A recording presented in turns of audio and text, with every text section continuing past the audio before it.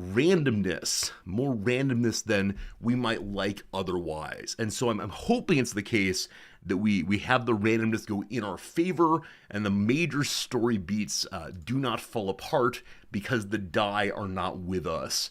Cringers enjoyed it, Shen has enjoyed it, other people might be enjoying it also. Fantastic, fantastic, fantastic.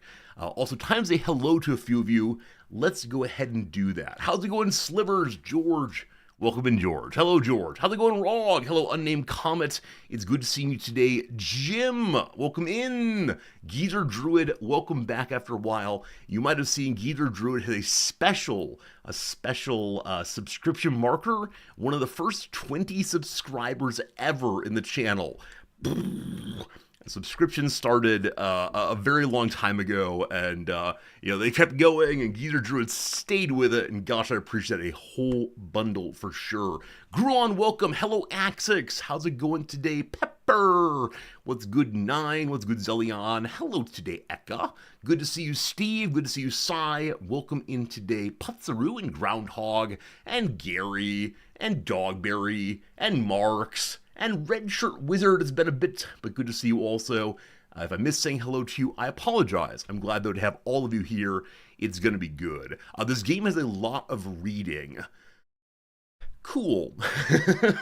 I'll make sure my voice is good and warmed up so we can read in the different voices, possibly. I don't know. I don't know if I want to do the different voices, especially if I'm not sure I can do them all terribly well. I mean, I do remember watching Voyager and largely enjoying it. Gotta say, it was a good time through and through. But with that said, I don't remember later seasons terribly well. I know, punchline spoiler, they do pull off their mission. But some of the later seasons do kind of blend together for me, unfortunately.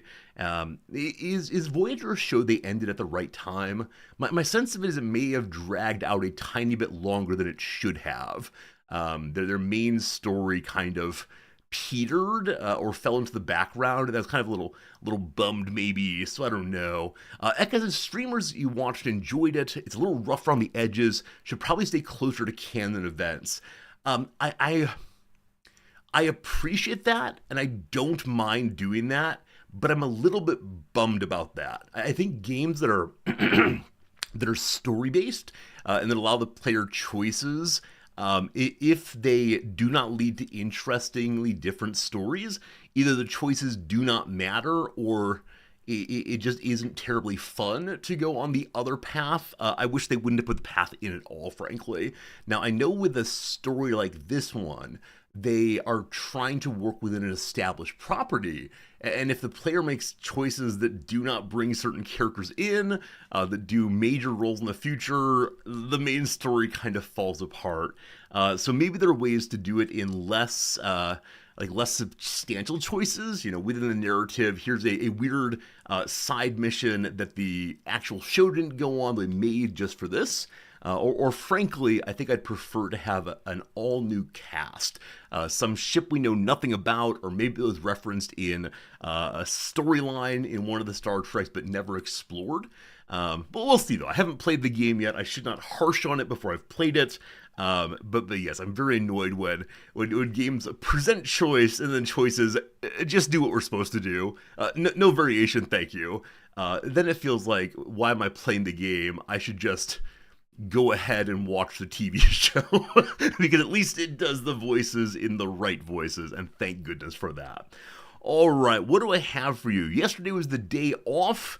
On Saturday night before, we went out and had dinner with ourselves, with our dear friends, the librarian and the video game tester, and altogether a very pleasant night. I've mentioned before there's a pie shop, an American-style pie shop out in the suburbs a little bit, and that was pleasant. The pie shop has now added on to itself with a American-style restaurant with burgers and steak, I believe. I don't know. I ended up having French toast for dessert. That's not true. French toast for dinner, which is dessert for dinner. There we go. I think it had a little bit, but very good. I absolutely love the tastiness of breakfast for dinner. That was good. Noms had huevos rancheros. That was a lovely thing indeed, and all good. As a vegetarian, do I finally have to ask about ingredients in pie? So here's the place where I am a little bit naughty. Because I'm not a vegan, my sense of being a vegetarian is never having like a full hunk of meat. And if a dish has hunks of meat in it, I try to avoid it. That said, if there's things like lard in it, I tend not to make a big deal of it, especially here in Japan, where just about every Japanese dish has in it some fish bit sauce. And I mean, if I want to get serious about that, then I would probably need to cook at home all the time, which I should be doing anyway for reasons of not making Eka angry. And that's how it goes. Rich is a vegetarian. I've been a vegetarian for like 30 years, is that right? I mean, how old am I? For a very long time, since my teenage years. Yes, it's something I don't talk about all that much, but yeah, it's back there and has been not forever, but for a long time indeed. So yeah, I don't know. I don't know. Yeah, I'm not the best vegetarian ever, but I'm a symbolic vegetarian at least, and that's better than nothing for myself, I guess. Anyway, it was a nice dinner out though. Good to spend time with friends. Now, with that said, it is the case that the the restaurant did a thing. The restaurant did a thing, and I don't know how I feel about the thing. So we showed up, and there were some open tables at the restaurant, and they said, "Do you mind eating outside?" Now, it was late February, you might recall, so definitely on the cooler side outside, but they put us outside, and that was fine. Most of us had coats on. I did not, but I was fine, not going to complain.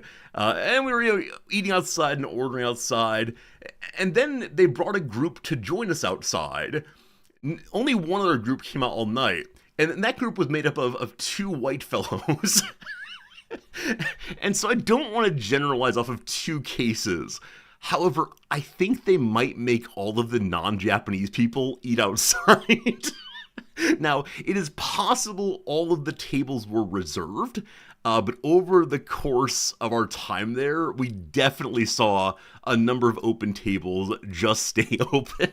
So I want to say coincidence. I want to say, these things happen, not a big deal. But it was strange. Oh, that else sounds good. Maybe we were marketing creatures indeed all the way. Americans are loud. It's possible. I mean, yes, by comparison with Japanese folks, absolutely. And my voice does carry somewhat.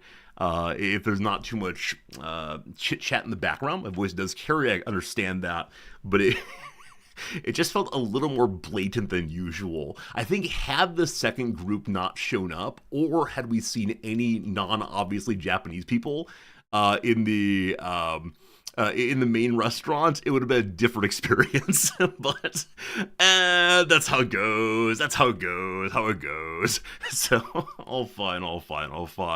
A bit ago, I saw Rock Smasher. Use this line. I want to be less wasteful of meat. I'm a fan of indigenous cultures making sure every aspect of the animal is used. It's not just indigenous cultures that do that. Our current culture, assuming you're in a Western liberal capitalist nation, does the same thing, because wasting any portion of the animal would be to waste maximum extraction of resources. I guarantee, if you want to, we can look through all the pieces and parts of the animal, and to the degree possible, they are indeed used. And we don't like thinking about this. We like thinking in our modern culture that the tasty meat is taken off, and then literally nothing else is taken. We bury the bones, we bury the offal, we do not do this. Yeah, rendering plants indeed. We talked last week about the Errol Morris documentary, The Gates of Heaven, which is about pet cemeteries made back in the 1970s, maybe 80s or so. And there's interviews with rendering plant owner, and the owner says We don't like thinking about what happens to animals after their death. We like imagining happy, friendly animals having good lives, and then dinner in the kitchen. Past that, we don't like considering yet. But yeah, the rendering plant guy says, this is the work I do. I take body parts that people don't want to eat, and I make them into useful things. So don't you worry, it's not only Native American cultures that have respect for the animal, I guarantee. Sai, I'm glad to see that you, are getting the care you want, the care you need, and I hope it goes very well for you. I know for some people, starting on hormones is so exciting, but also a little terrifying. As things change and feelings change, it can be destabilizing, but I wish you nothing but the best of luck, and I'm happy for you, frankly. So, very, very cool indeed. Very, very cool indeed. What else do I have for you today? Oh, yeah. Today, another exciting thing, a very exciting thing indeed for me is Noms and I are going to a movie this evening, and it's not some brand new, exciting, Hollywood feature. Instead, on the big, 4K screen, they're showing Fargo, that Coen Brothers film from the 1990s, maybe? I like this show so very much, and so when we were looking through the roster of movies to see this weekend, there you go, watching Fargo. And so I think it'll be, like going to see an old friend, like going to enjoy something that I spent time with in the past and it's come back around again. And that's just a really, really nice experience. So there you go, Fargo tonight should be good. Other than that, Noms and I are grading. It is roughly midterm, and so I'm giving the students their scores on kind of everything. Putting together their journal scores every day. They do a small 5-point activity, and they could go ahead and count through all of the journals themselves, but they do not do this. And so when they see the summed number on the first page, they get very upset because no, I've done them all, and they actually missed 3 of them. And if you got 60 points and you missed 3 assignments, the highest score you can get to 45 out of 60. That's not great. Anyway, doing that one, doing the midterm participation score, and then grading their first big assignment. So, yeah, today will be a fair amount of grading after stream, before the movie, but it should be a good time. Will Fargo be a Japanese dub? It appears to be subtitled. The theater to which we're going has a very large English-speaking audience, so they do play some of the major Japanese films there, especially the ones for kids. But they also play a lot of the Hollywood films, always in dubbed and subbed for the new releases, but no, Fargo is definitely subtitled. That said, I have ended up in a number of dubbed films, and I play along the best I can, but definitely in some conversations, I have to follow the characters' body language and tone of voice to figure out what on earth's happening, especially if they talk about things like feelings or things like plans for the future. I've got absolutely no vocabulary in that territory. Nonetheless, should be good, absolutely. And I think that's basically all I have for you. I'm sure there are other little stories that will come up between now and later in the stream, but I kind of want to get this train moving so we can have a little bit of time with the Star Trek game. Am I a college teacher? I am indeed a college teacher. Yes, indeed. I've been teaching college in various forms for a long, long time. I guess 2008 is when I started grad school. So I started teaching in 2009 as a 2009 as a graduate assistant. I was teaching my own courses in 2011 or so. And so I've been teaching now for about 15 years, I guess, which is very upsetting to think about. I still enjoy it quite a bit. Would I prefer being called Professor Resorti? No, I'm just some guy. Even if my students, if they ask my preference, I say, just call me by one of my names. It's fine. Just some guy. And I realize there's a lot of privilege in that, blah, blah, blah, but no, please don't call me weird names. I think last week or week before, someone called me Unk repeatedly. Oh, speaking of which, I saw what did I see? I saw a YouTube video of this fellow who is a stereotypical, like, lower class ish, like, British person. And so talking in a very, I don't know how to describe this without being offensive, but he's the kind of fellow who is really into MMA, and wears sweatsuits. That's all I got. The word chav comes to mind. That might be offensive also. Regardless. So he was in Japan, and he was doing, like, travel blogs in Japan, and he had his, like, selfie stick camera thing, walking around and telling you this and that, and he kept calling the viewers cuz, like, yo, cuz, take a look at that, and I felt very alienated, but I kept watching. And so as he's walking around the city of bright neon and excitement and all the rest, he kept pointing out how great it was, and how there are things here that are not possible anywhere else. You get all these people together in one place, and they're going to ruin it. That's how the world works. But somehow in Japan, it's different. You have these city streets, and there should be trash everywhere, because there are no trash cans. Because people, they ruin everything. It keeps going on this way at great length, without realizing that Japan is a place, and the people here are people, so it is possible for people to do this, regardless. This video is on Pachinko being the gambling game that's so unbelievably popular here in Japan, especially among older folks. And so as he gets to the door to the Pachinko parlor, there's a big old sign written in, 4 languages? In Japanese, in written Chinese, in Vietnamese, and is in English. So all of these clearly say, do not film in here, no cameras allowed, right? That kind of thing. And so he has his camera, and he says, I'm going to go ahead and hide this until I get past the front door. And in this moment, I noticed this tremendous tension. Wow, it sure is great that people can live in nice ways by just doing the right thing. I am going to intentionally do the wrong thing. And so he does. And he sneaks in, and he's taking pictures of other people, not pictures, video of other people, when they're hanging out and relaxing. He's taking videos of workers and so on. Now, because this is Japan, there is no real mechanism for workers and staff to go stop people. Like, we in Japan do not believe in direct confrontation. And so the thought is always not, we can't talk to you, right? We can't, and so the thought's always, we have no mechanism for talking to you because obviously you wouldn't have broken the rules. And so it's just a very strange thing. And I considered leaving a comment on his YouTube saying, if you come to our country, please do not ruin things. just go with the flow. It's not a big deal. I understand you're a streamer or a YouTuber, and so you want to make content, but not everything needs to be made into content, especially with explicit requests that things are not made into content.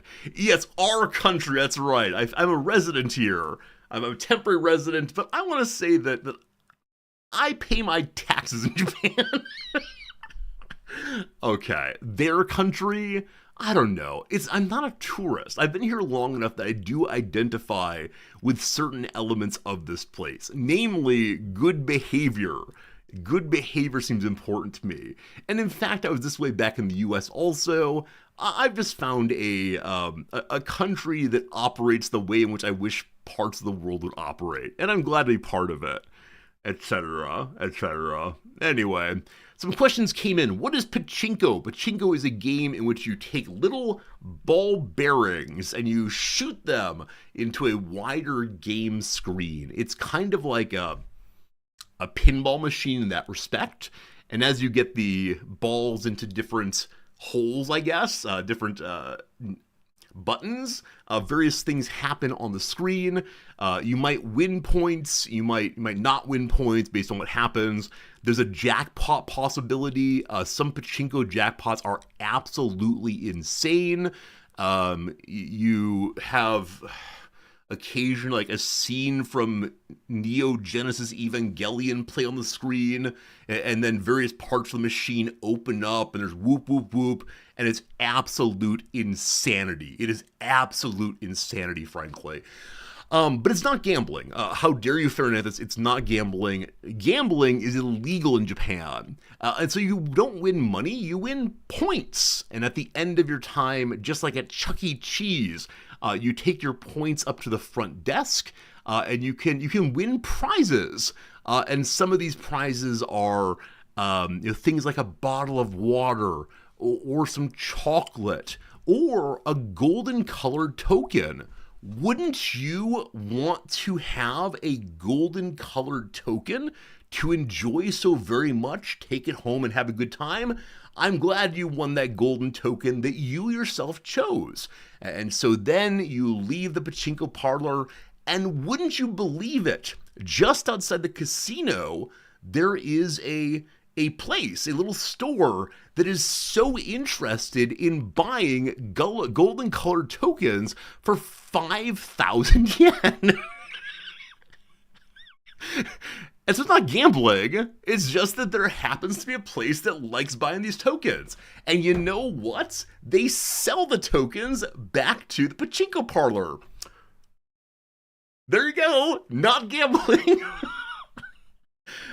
Japan, it's a wonderful culture. It makes me so happy. But they believe strongly in the external presentation and the internal workings of something not being the same thing. And so I've mentioned before, like in Japan, prostitution is illegal. Absolutely illegal. However, in the law, prostitution is defined so unbelievably narrowly that basically anything you'd want is good to go for sale. And then beyond that, if two people happen to meet, have a nice time, have a conversation, and decide to go to a hotel together, and one gives the other one a gift, that's perfectly legal. And so again, gambling's illegal. However, it's a strange place. They believe in lying to themselves. So I'm currently reading a book by Pico Iyer called A Beginner's Guide to Japan or something. And in it, he talks about like the importance of everyone playing their role and no one questioning what the rules are set up as, because this is working. And so why would you go digging into the mechanics of how it works as long as it continues to work? And so I don't know. It is in that way a profoundly conservative country, but it's a conservative country that's managed to get some pretty cool stuff going. So I don't know. I ask my students to question. Hopefully they do, but it is a silly place in some respects. You don't feel that honest about things?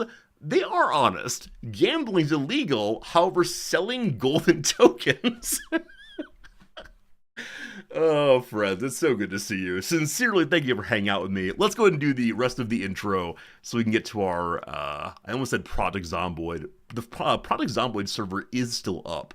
If you want to play Project Zomboid, I apparently just paid for another month of the same, so it'll be up for at least one more month. As long as people are still enjoying the Project Zomboid multiplayer server, we'll keep going with it. But after a while, it will probably go away, especially if not too many people are enjoying it anymore. So have fun, enjoy yourself. I can come play Project Zomboid and experience the winter. I mean, I figure the winter for me will be hiding inside of the base and, I don't know, cutting down some trees to keep the fire going. The word of the day is foray. Foray. Foray. I want to say on the scale of 1 to 10 on how fantasy is this world, I'm going to say it's probably a 4 out of 10 in fantasy. I can imagine the word foray being used in a fantasy game or a book, but quest seems far more likely, or outing even. I don't know. A foray is an initial and often hesitant attempt to do something in a new or different field of activity, as in the novelist's foray into nonfiction. In martial contexts, foray means a sudden or irregular invasion or attack for war or spoils. Maybe it's at a 7 out of 10. I don't know. I don't read enough fantasy, and I haven't played many fantasy RPGs in the past years, except for Baldur's Gate 3, and so maybe I forgot what the word foray means. Let's find out. Is the word foray used at all in Baldur's Gate 3? I doubt there's a full script. Let's find out. Let's see.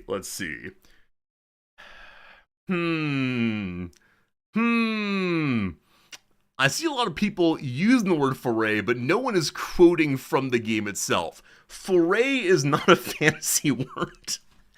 The professional wrestler's surprise foray into ballet, that rhymes us nice, was at first met with skepticism, but he eventually proved himself a dancer of grace and poise.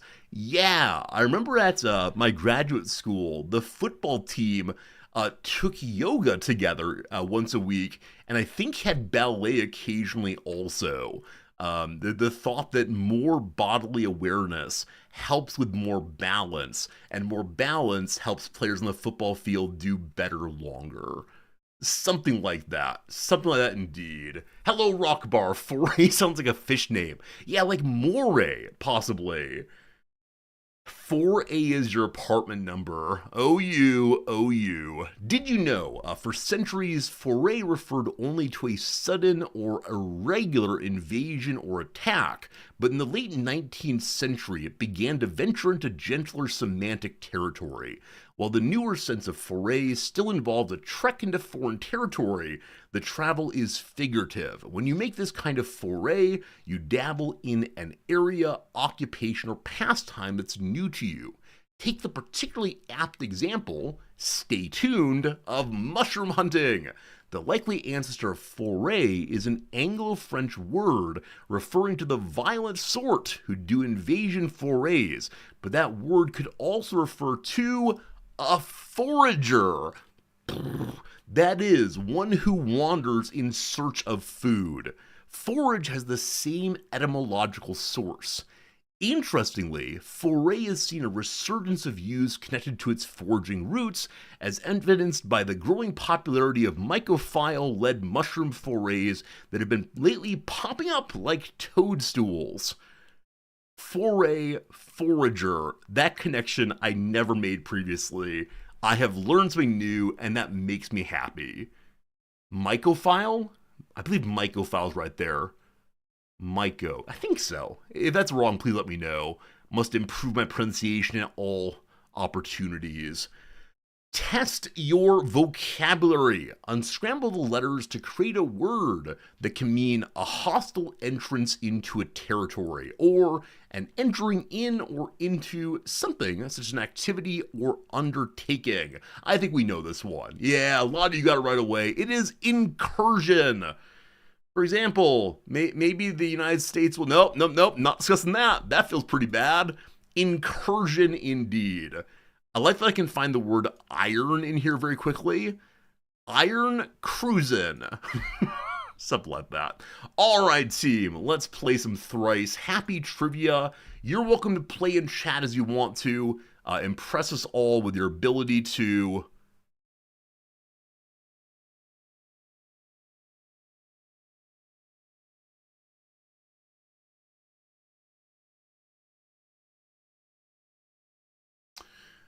The correct answer to this question was Dutch, D-U-T-C-H. I typed in my attempt at spelling the German word for German. It actually doesn't have the E at the end there, and they accepted it. I don't deserve this point at all. I was not meaning to say Dutch. I was meaning to say German. So, yeah, I can't refuse the point. I did not submit the dispute resolution, but someone else did. Alright, as mentioned, you're welcome to play along too, and we'll see what points we get together. Here we go. Churning out films in Urdu and Punjabi from the city of Lahore. Lollywood is the movie industry of what nation? I mean, India comes to mind right away, but I don't know if Lahore is in India or Bangladesh, maybe. So I'm just saying India. Bollywood. Wait, isn't Bollywood India's thing? Lahore. Is it? Is it? It's not Bangladesh. Wait, what's the little island to the southeast of India? That's what I'm thinking of right now. I don't think it's Pakistan. Is it Bangladesh? It's not Bangladesh. Shoot, what is it? I think it's the island to the southeast of India. If I type in the island to the southeast of India, do I get some points? It's not Bangor, Maine. Um, I'm doing India, though I believe it's wrong. Okay. You see a lot of Indus civilization artifacts at Karachi's National Museum of what country? Karachi. Karachi. Karachi. It's not Pakistan, is it? Huh. It's Pakistan. Sri Lanka. Thank you. Sri Lanka's what I was thinking of. It was wrong, though. All right. Very good, very good, very good. Pakistan all the way. Yeah. So when it said Urdu and Punjabi, especially Punjabi, that's in the north of India. So I did think for just one moment that it might be Pakistan, but I got stuck on India instead. Anyway, very good, very good. 2 points, will take it. Number 2. I try to immediately tell people that I'm not Troy. That's Donald Glover talking about being a stand-up comic while working on what series. So Troy is the name of the character he plays in Community. I'm not sure if he's saying in the new show, whatever came after Community, he will not be Troy, or is it just him saying on his stand-up routine, if you come here to see the earnest, naive character I play in the show, that's not me. So I think it's the show Community, about a community college all the way. Yeah, very good indeed. Look at me, knowing entertainment indeed. I like it. That's right. Atlanta came after Community. Very good indeed. Yeah, I remember when what was his rap persona name? Donald Glover as someone um put out some like strong protest song, and I remember some people being very confused. Childish Gambino, thank you, Childish Gambino. Some people being very, very confused about, oh, that's not how Troy would talk about America. What are you doing? And in that moment, realizing that, oh, people are more complex and people rather than just cartoon characters in some way. Yeah, here we go. Science and nature for 3 points. Because of their weird, complicated pollen sacs, what big flower family gets its name from the Greek for testicle? Do I know the Greek for testicle? So my wife is upstairs, and she may not know this. She doesn't do ancient medical texts, but it'd be funny if I go yell at her, "Hey, sweetie, what's the Greek word for testicle?" Let's see here. Let's see here.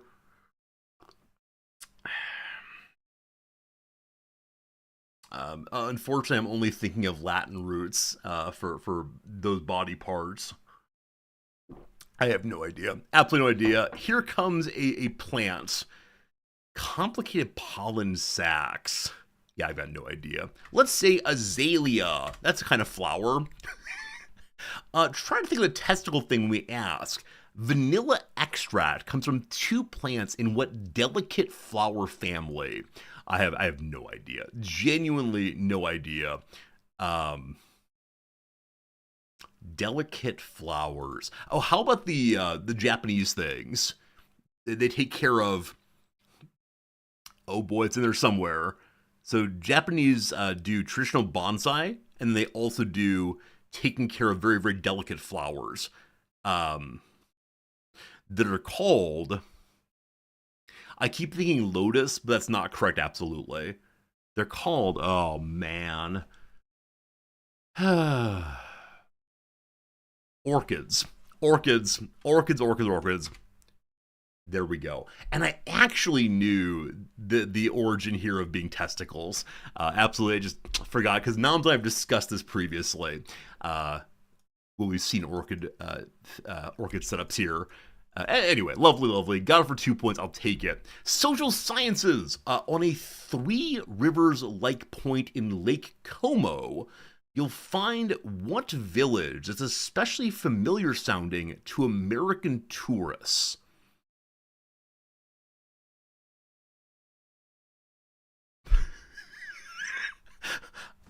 I know absolutely nothing about this question. Is Lake Como in Italy? Or is this one of the European inspired resort areas in the US? I honestly do not know. um, uh, Her name was Lola. She was a showgirl. How about the Copacabana? I don't know why. I don't know why. Are we good? Nope. Running for damn near 3 decades now, O is an aptly water-themed Cirque du Soleil show at what resort? Water-themed. Aqua. Agua. Omizu. I have no idea. What resorts have water name? Here, we're gonna do Sandals. That's a resort. It's the Bellagio. The Bellagio. No mention of the condom wrappers and dead bees. What Vegas Bee Hotel says it overlooks a Mediterranean blue lake whose fountains form a magnificent ballet. The Bellagio. There we go. There we go. Lake Como actually is in Italy. Exactly, Geezer Druid. So Bellagio is in Lake Como or near Lake Como. Wait, what's the relationship between Bellagio and water? Or just because they have the lake, they have the fountains and so water? Because Bella is certainly beautiful, right? I don't know what the rest of the word means. Their show is water themed. It's because of the fountains. Fine. Number 5, last one for now. We need to get 2 points here. 2 points or better. Here we go. Their name is French, but importantly, they're not. Your main rub-in is a California maker of what kind of booze? So this is champagne. However, there's a funny debate. What champagne is only made in the Champagne region of France, and so this is sparkling wine, not champagne. Is that correct? Sparkling wine. Now, if I say sparkling wine, am I going to get buzzed and they're going to say it has to be champagne? I want to say sparkling wine so badly. I am saying champagne. We good? We good? Did I spell it wrong? Oh, I spelled it like the city in Illinois. That's the wrong spelling. The pyrotechnic drink Cafe Diablo makes cloves crackle and pop by burning what booze might be very special or extra old. I actually don't know anymore. It may not be champagne. Let's find out if champagne. We good? We good? Oh gosh, we're wrong now. It's Brandy! According to a hit Looking Glass single from before she was born, what singer of The Boy Is Mine is a fine girl who is sadly last alluring the sea? It's like, Brandy, you're a fine girl. Pure chaos on the resorty stream. Oh boy. Oh boy. You got credit for wine for this? That is pure shenanigans. Brandy is not a protected term. You really guessed wine and got that? Oh my goodness. brandy is not protected. Yeah, I think the champagne thing really does only matter in the EU, but there you go. Crazy, crazy. Anyway, it's booze made from wine, but that's such a general category. Because I think of like what beer, hard liquors, and wine, and so it feels like a 1 out of 3 guess. Anyway, my apologies for the poor spelling. Regardless, only 9 points today. Frankly, I could not be more disappointed in myself if I tried. How did everyone else do? Okay, today we are roughly in line with the average bear. That's fine. How do people do in general? Pakistan in 1, oof. Community, most of us got right away. The orchids, thank you Japan for helping me here. I should have remembered the etymology there, but didn't come to mind. Bellagio, I had no hope. Okay, so most of us who got it were towards the bottom. And then brandy, most people knew right away. That's quite striking. Bunch of alcoholics. Oh, you know what? You know what? This website is called Geeks Who Drink. I guess I should not be surprised that the geeks who drink know things about booze. Anyway, a fun time through and through. I do enjoy. They cheesed it with wine. It might be the case they cheesed it with wine. I think wine is not a good answer. I think it's frankly terrible, but that's fine. Alright, it's time for the Redactyl. Team, put any word you want to in either of our chat rooms. YouTube, you're real also. We'll type it on in. Oh! There's now a coffee mug indicator of how difficult the game is from 1 to 5 coffee mugs. They're really working on improving this thing.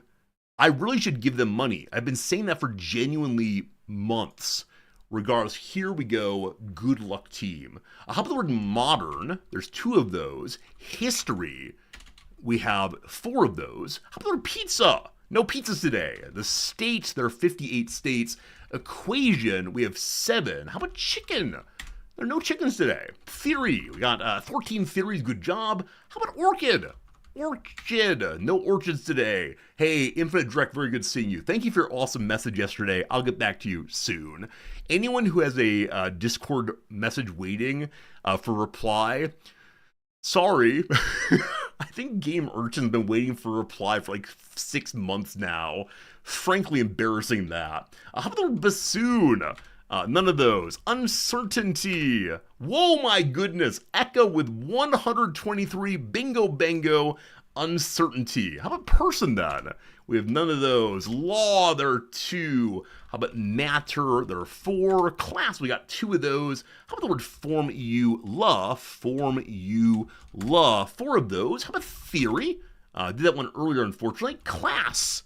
Did that earlier also. I've lost where I am. 4. There's 16 4s. How about hypothesis? Cis, one of those. Principle. There you go. Eka with uncertainty and with principle. Eka, today we owe everything to you. Well done indeed. Well done indeed. Where's my coffee difficulty meter? Where's my coughtometer? I was told there would be a coffee-related button somewhere. H squared gave it away. Or H divided by 2, actually, right? This is not squared. You can't trick me. Okay, uncertainty principle. The uncertainty principle, also known as Heisenberg's indeterminacy principle, is a fundamental concept in quantum mechanics. It states there's a limit to the precision with which certain pairs of physical properties, like position and momentum, can be simultaneously known. In other words, the more accurately one property is measured, the less accurately the other can be known.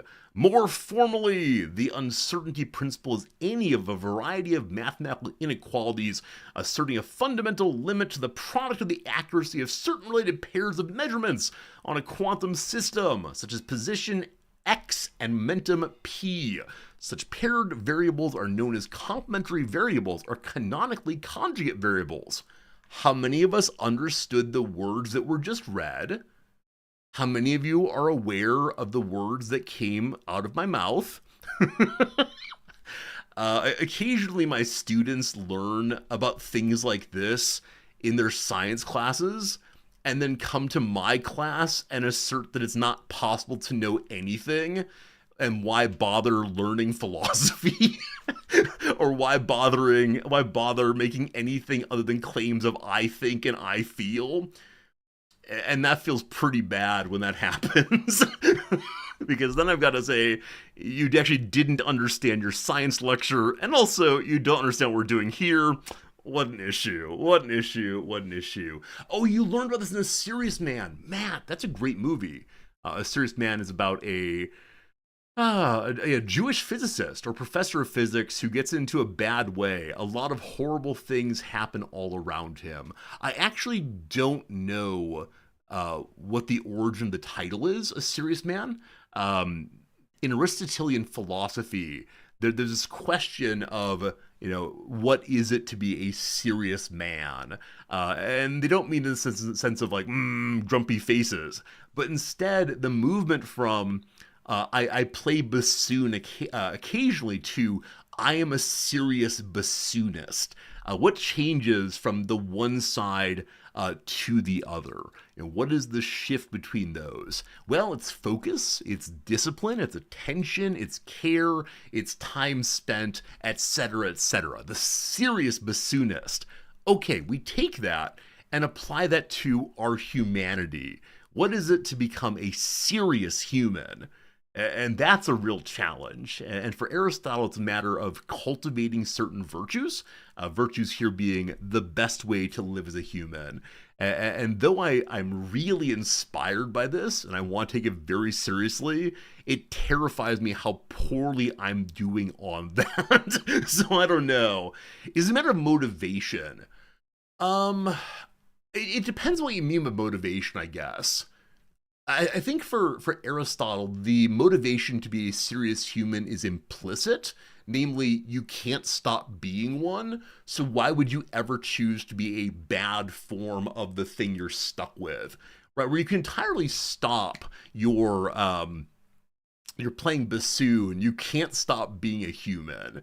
Now, Aristotle has basically no theory of motivation, other than, of course, you're trying to improve things. Of course, everything moves towards a goal or an end. Like the little acorn, when cared for, becomes the giant oak tree. It's headed in that direction. You two are headed towards something. Anyway. You can totally stop being a human, not in the relevant sense. Not in the relevant sense. You can't opt out and still be anything on the Aristotelian story, but that's fine for our time. That's fine for another time. Let's see. Good to see people popping in right now. Very good indeed. It's all good, Dogberry. Don't you worry. I saw someone pop in and say hello to.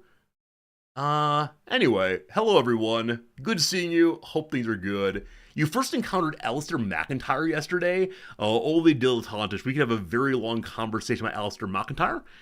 He is a fascinating philosopher, because over the course of McIntyre's life, I think he died last year before, over the course of his life, he took on so many philosophical positions so strongly. And so in his youth, he's an absolutely atheistic Marxist, and he writes books and articles and argues his position fully. And then in midlife, he has a conversion to Catholicism. Conversion here meaning he reads a lot of things and becomes gradually convinced of the need for community to make sense of our lives. If we don't have some kind of shared narrativity, on his argument, it's not possible to make sense of anything, and we fall into absolute relativism, just making it up ourselves with no grounding at all. And in the process, he maintains certain Marxist insights, but he drops his atheism and his Marxism. So when some students come to me and say no one really ever changed their mind about anything, or arguments don't affect anything, McIntyre's a great example of someone who really seriously flipped in a very, very big way. And you can follow his transitions in his arguments. And I find that absolutely fascinating. Now the students then tend to change to, it's only weirdos like you philosophers who actually change your mind about things.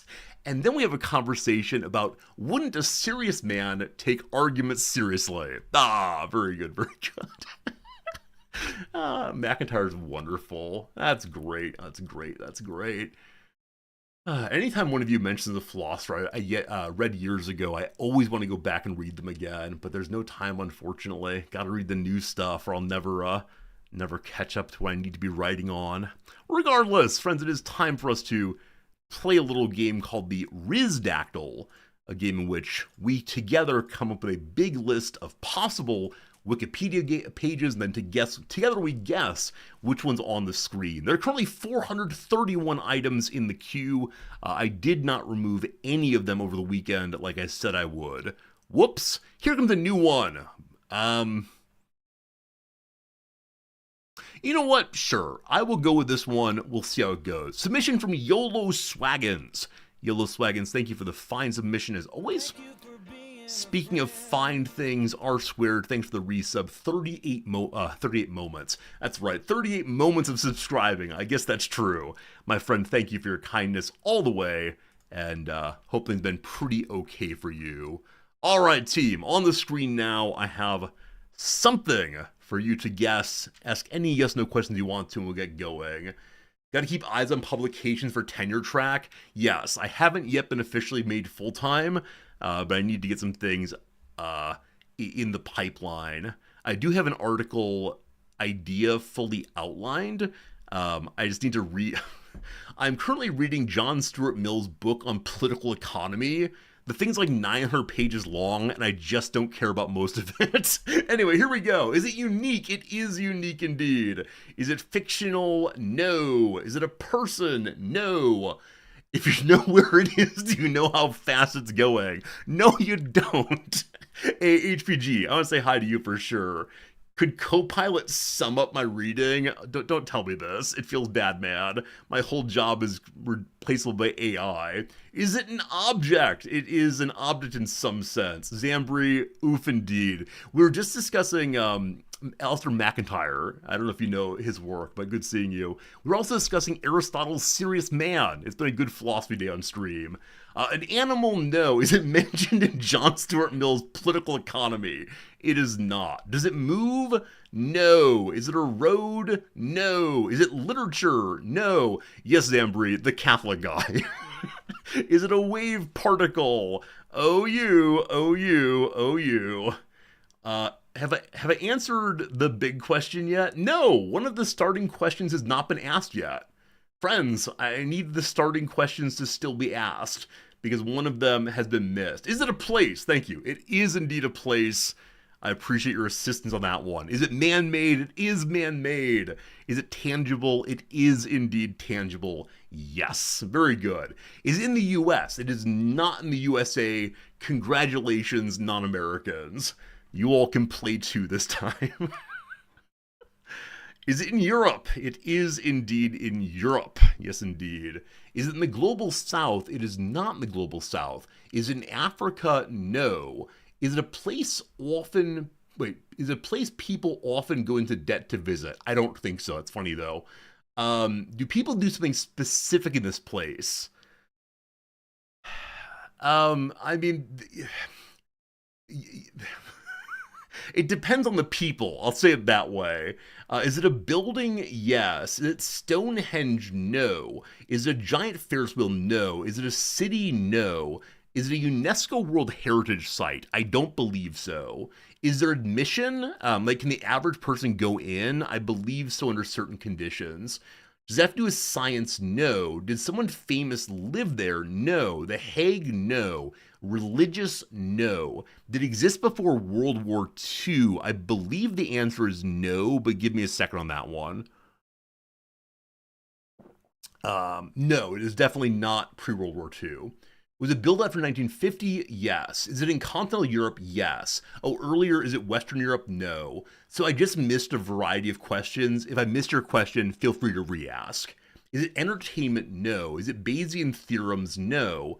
Is it entertainment? No. Does it have to do with the EU? Not directly, but sort of. Is it in Iberia? No. Is it a monument? Not primarily. Was it used as a prison colony? No. Is it governmental? Yes. The Bundestag? No. Is it infrastructure? No. The Large Hadron Collider? No. Does it relate to labor? What doesn't? It's not directly, though. Is it in Central Europe? No, it's not in Central Europe. The Berlin Wall? No. No. No. We had to have a brief moment inside our head of where Central Europe and Eastern Europe come together. I'll tell you, it's in Eastern Europe. Russia? No. The UK? No. Is it in a place that was once part of the Soviet Union? I believe the answer is yes to that one.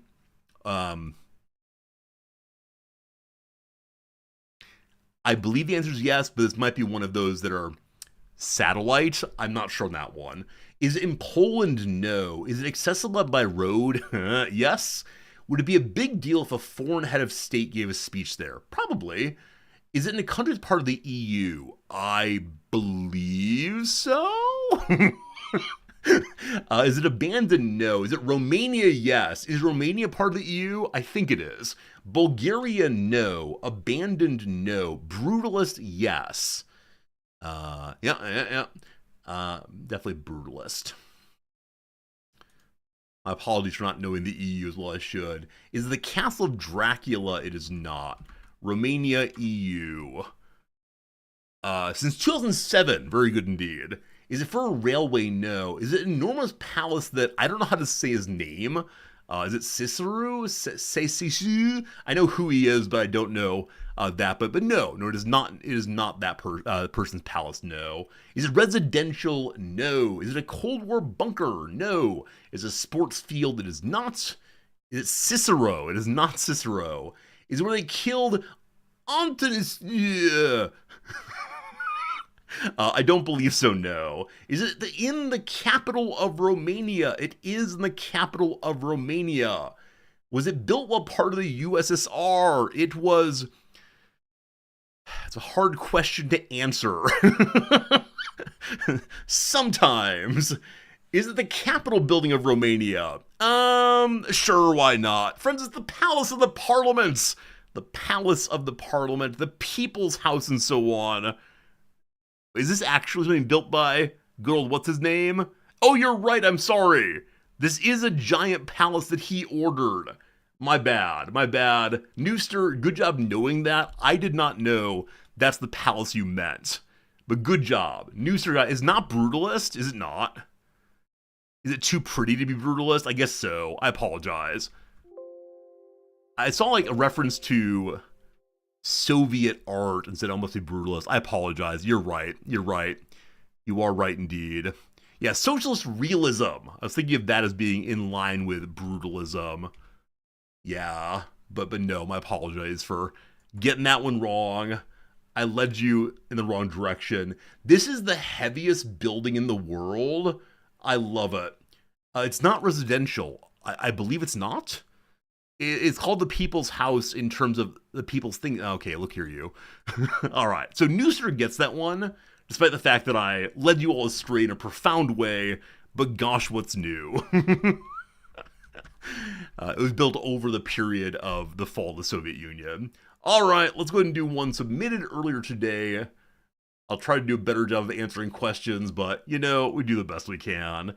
Submitted in the past day or two. That's funny. That's less funny. That's interesting.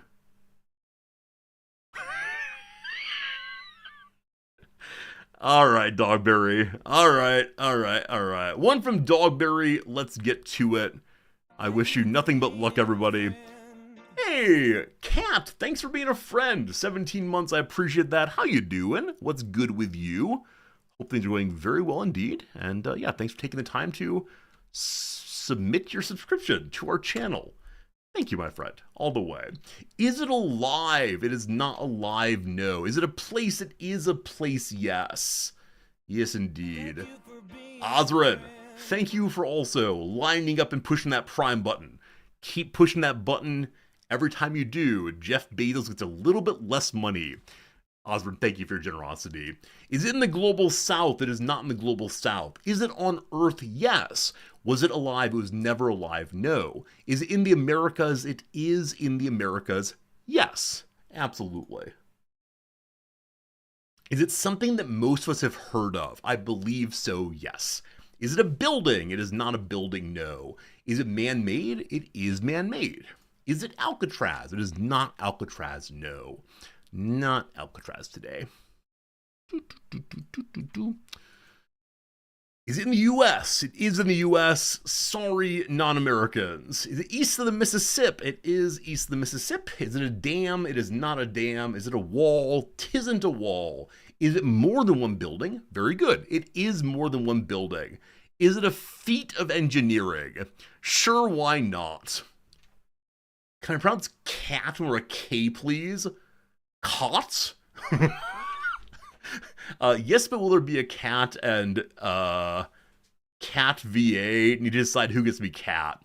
Is it the Smithsonian? No. A theme park? No. The Hoover Dam? No.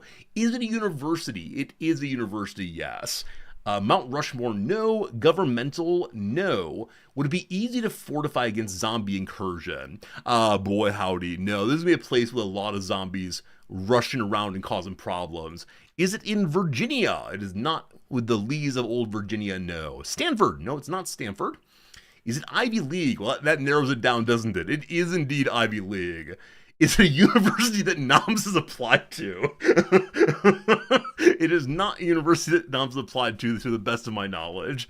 Is it Boston? No. Uh-oh. Speak and she shall arrive. Is it in Pennsylvania? Yes. MIT, Columbia, UPenn.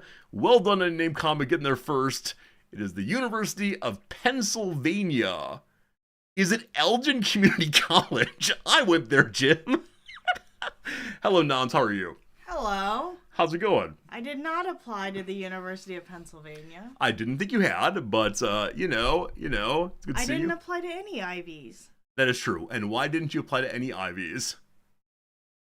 Because I didn't think I could afford it. Oh, is that true? Yeah. I thought it was because you believed they were beneath you. But that's pretty sweet. I'm sorry. I didn't think I could afford it. I enjoyed the story here. Quick, everyone pretend Resorti didn't forget the Greek word for testicle. We're talking about orchids. And etymology of orchids, Greek word for testicle. We discussed this before, I think. I thought you told me this. Hello. Anyway, good job on University of Pennsylvania. We're going to do one more of these, but Noms, do you have stories you want to share first? No, I just came because I was called. That's not true. You were in the room before that. What were you doing in our room here? Getting my running back. Noms is actually going for runs today on a holiday. It's warm. It is warm. I'm considering taking off my 72 is the high. It swung from being like snow last week to 72 today. That's crazy.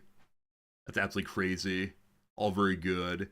That's one of those Cathedral of Learning. No, Cathedral of Learning is at Pitt, University of Pittsburgh. Jim, thanks for the 1 bits. I will certainly spend the 1 bit on buying Noms something nice, as all contributions go to either Fritz or Noms, and none of them going to Magic the Gathering cards. Wouldn't dare. Sweetie, I'd like you to answer people's questions. People want to talk to you. Yeah. And then I'm going to put you on big resort. Am I still climbing? I'm going to get some coffee. You have fun. Oh, no. Back in a couple minutes. Was just hopping in. They want to talk to you. I didn't realize that this was going to become a thing. Oh, hello. Everyone likes Noms. So, yeah, I was summoned. Yes, as one would summon a monster, yes. It was like Beetlejuice. My name was said, so I showed up. Yeah. Am I still climbing? Well, that's complicated. I still have a membership. I just haven't gotten around to being present there. Um, my pens are treating me well. And just yesterday, I got another pen because I got a sailor pen a while back and I really, really, really liked it. But hey, guess what? They're really, really, really expensive. So I I learned that Sailor makes a cheap version of all of its pens. And so I went on Amazon and ordered a cheap version of it. So I got that yesterday. That was nice. That was nice. It has a picture of a girl reading a book on it. Very nice. Um, am I going for a run around the palace to celebrate the emperor's birthday? No, no, because it's too far away. I don't want to ride 2 trains just to get there. If I lived closer, I would. I would. It's his 66th birthday. I told Resorty yesterday that since Japan has a mandatory retirement age, he's getting to about that age. So in 2 years, I guess he has to retire. Uh, have I watched Sentimental Value? No.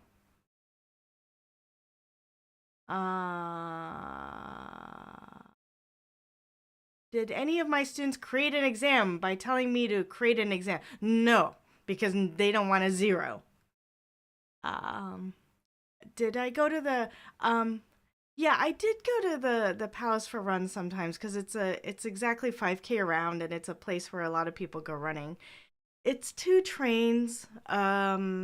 I think it's I don't know, like 30 minutes away, so it's not super super far away, but it's definitely farther away than outside the door. Um, so I think it's like a special treat run. And the nice thing about the Emperor's Palace area is they have like what they call run bases where you can leave your stuff there and they have showers and you can rent a towel and you can rent your whole outfit if you want. So if you just show up and you want to rent a whole running outfit including shoes, you can do so and it doesn't cost very much at all actually. It's really quite cheap. Like if you're interested in a pair of shoes, you can rent them for like, I don't know, less than $5 and you can take them for a spin and see if you like them. Um and they're in really good shape. They're not like really ratty. Um, yeah, and then it's near a bunch of other stuff, so you could go there, and then you can go like eat food and go shopping and all kinds of stuff too. So that's nice. Let's see. Um, uh, how close must one be to be considered as at the palace? I mean, I think you have to be at the grounds. Um, which cat should go by a different moniker, and which of us gets to keep our name? Oh no, what happened? There's one person whose name is Yes, but there will be cat, and one person whose name is Cat, and then some more after that. I've decided that I will refer to the person who talks more regularly in chat as Cat, and that is not the one in yellow. Very good. Oh, okay. All good, all good. Congratulations, Snow. You just got back from Japan and absolutely loved it. Yeah, I bet you loved everything being like a 33% discount. Yeah. I'm assuming you're American. Maybe you're not American. Yeah. All good, Yeah. all good. I'm just reading. I'm reading. Uh, do I need to be paid as a tourism influencer? Ooh. Ooh. So I've suggested previously that I think Noms would enjoy being a streamer. I think you would enjoy not necessarily playing games, but just being a just chatting person who hangs out, has a nice conversation, and has people stop by. I think it'd be lovely. We should try it someday. Just having like Nom stream. You can have on music you like in the background. But not ones that would get me banned. Whatever. Whatever. Do I enjoy taking the walking history tours when you visit a new place? No, I do not. Do not enjoy. Why is that? I don't know. I think it's because I have to go at their pace. I have to be appreciative of what they tell me, even if I think it's stupid, which means like it's extra social work that I have to do that I don't really want to be doing if I'm at a site. I just want to enjoy the site. So what I actually like doing is I like eavesdropping on the tour that's going on. That way I don't have to perform appropriate social reactions, and I can listen to what I want to. But if they're going too slow, I can just move along. Mm-mm. That's nice. I mean, I think you like set your own path. Also, you don't have to go to the places they want you to go. Yeah. And I think you're an endlessly curious person. So your curiosity encourages you to just look at this and look at that, even if it's not the most exciting thing according to the tour guide. Yes. Yeah, very good, very good. And then a lot of times I don't know the answers to my questions anyway. And I'm like, what have you been doing for the past however long you've been doing this job? Yeah. I mean, that's fair, though. If they say they don't know, maybe then you can do a research project and look it up yourself. It's true. I did watch the most recent season of Queer Eye where one of the heroes was somebody who does tours in Washington, D.C. And in his spare time, he studies. He studies up on Washington, D.C. I mean, what a great life that is if you care about Washington, D.C. A great life to be able to focus on a thing that is so unbelievably important to you. And like this isn't so much a sort of a unified life, as opposed to like doing your job just for the money, and then going home and doing literally anything else. Yeah, that's a nice life. Yeah, except they don't pay him for the time that he studies. Oh, sure, Surely. Sure. I mean, I think there's like concerns around that, but if one's going to be operating in this kind of world today, then in the same way that I enjoy reading and thinking off, I almost said stream, outside the classroom, and building myself for that, like I get to live a unified life. I like that a lot. Yeah. Wood crafting techniques. Yeah, I think there are some people who, like, some of the artists and crafts are dying because people don't want to do them. So there are some YouTube channels I've noticed where it was like, foreigner comes to Japan and learns to apprentice an ancient technique. Yeah, I believe in some of the rural areas, there are apprenticeship programs being set up where they say, we will pay for your life, while you are learning this thing. We will give you an initial startup loan whenever you become a master, journey person. We will give you everything you need to start the business. Please help us maintain this thing. Unfortunately, the trade-off is, one, you're living in an incredibly rural area with really spotty everything, and like no substantial infrastructure. Food comes via like van once a week, and then two, the people out there really don't speak English. Yeah. And they will use traditional apprenticeship systems in which you are basically nothing until you manage to learn Japanese and do the work correctly. So. Yeah, there's a reason why Japanese young people are not doing those jobs. Absolutely. I mean, the apprenticeship system here does produce people who are incredibly good at the job, but in the process, it's like incredibly demanding / dehumanizing even. But. Yeah. I mean, I think. That's a sad topic. I want to go and do. Oh no, I was just thinking about Japanese work culture in general, where at a lot of corporations and a lot of Japanese businesses, they don't really enjoy your spirits and questions and original thoughts that you may have. Yeah, it's a weird balance. That can wait until you are at the top. And then we can talk about your original thoughts. Yeah, and unfortunately, by the time you make it to the top, you're usually quite old, and your original thoughts are no longer relevant to the state of the world today. Yeah, it is a strange situation. Anyway, I wish you go ahead and do one more Rizdactyl. Nam, are you interested in being the caller for this one? No. All right. In that case. The reason I'm in this room actually is to charge my watch, which is at 21%, which may be just fine, but I don't know. It's getting old, so it's getting a little, like, the batteries are a little iffy. Indeed. Do we share why UPenn was selected? Because it's not in Pittsburgh. There you go. Can Noms pick the topic? Sweetie, do you have one in mind that you would want No, that one looks fine. Do you want to give it the old college try or not so much? Give what the old college try? Coming up with one on the fly, or you're not feeling it? How about this? Sure. We can definitely do that one. Give me 1 second to do that. Oh, right. UPenn are known for the Quakers also. I'm sorry. UPenn are Quakers. I'm going to stay with this one. Apparently you chose by saying that one's fine. Yeah, We're that gonna do one's fine. That's right. UPenn is the Quakers also, so you don't have to do Quakers ever again. Thank goodness. Not very, very good. I appreciate it. Friends, it's time to go and play one more round of Dactyl. Noms, are you intending to take off now? Yes. All right, would you like to say goodbye? Say goodnight, Gracie.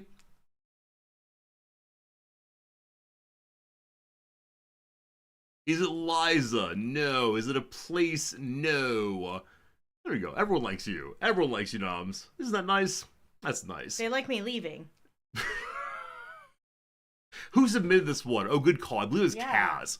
I believe Kaz submitted this one. Make sure on that one. Noms, I'll see you a little later. Bye. Bye. Yeah, Kaz submitted. I'm sorry for not saying that. Is it Noms? It is not Noms. She doesn't have a Wikipedia page yet, I believe. Noms, do you have a Wikipedia page? No. Will you at some point? Rather not. I bet you're going to. I bet PR's going to make you have one. Delightful. Is it a person? No. Is it generally acceptable? It is generally acceptable, yes. Is it unique? It is non-unique. So yes, it's non-unique. No, it's not unique. Boom, done. Is it an apprenticeship? It is not an apprenticeship. That said, I actually had a professor friend years and years ago, who's probably dead now, who talked about the best philosophical stance to the world is to be an apprentice of the world. And I found that a really beautiful sentiment. I'm not exactly sure what it means in some cases, but an apprentice to the world. That's nice. Is it fictional? It is not fictional, no. It's a real kind of thing on a Wikipedia page.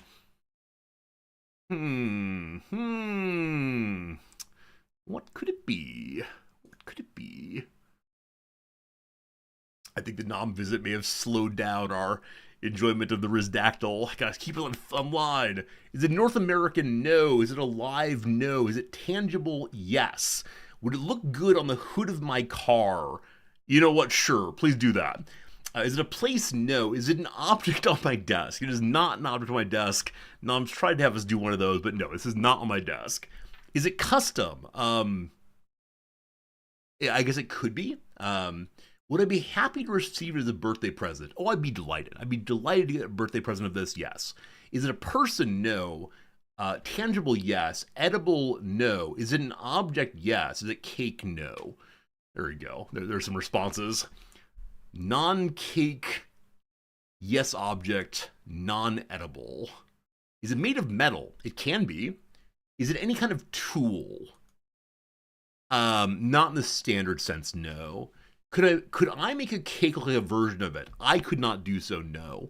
But I'm sure one of those celebrity bakers absolutely could. Is it man-made? It is man-made, yes. Human labor and ingenuity were needed for the creation of this non-unique object. Is it ornamental? Yeah, not exclusively, but I suspect today it's more ornamental than functional. Yeah. Does it have practical applications? It can. Is it a book? No. Does it measure things? It does measure things. Would it cost less than $20 US? It could cost less than $20 US. Is it made from one ingredient in cake? I don't believe so. Nothing to do with cakes today. No cakes allowed. Does it require power? No. Is it an armory sphere? No. Is it used in sports? No. Was it invented in the last 200 years? No. Is it an object used for entertainment? No. Is it European? No. Is it a ruler? No. Is it a scale? No. Does it belong in a museum? It could be. Is it a sundial? No. Is it a type of clock? It is a type of clock, yes. Is it nautical? It's not nautical. Did the ancient Greeks know of it? I believe so, yes. Is it a grandfather clock? No. Do most people have one in their home? No. Is it a barometer? No. A pocket watch? No. No. Is it a water clock? Not a water clock. Nope. I'm not certain the Greeks knew of this, but I wouldn't doubt. Well, maybe not. Maybe the Greeks didn't know of it. Is it cuckoo clock? No. Would I be able to repair one if it broke? I mean, duct tape is a miraculous thing. Is it a sundial? No.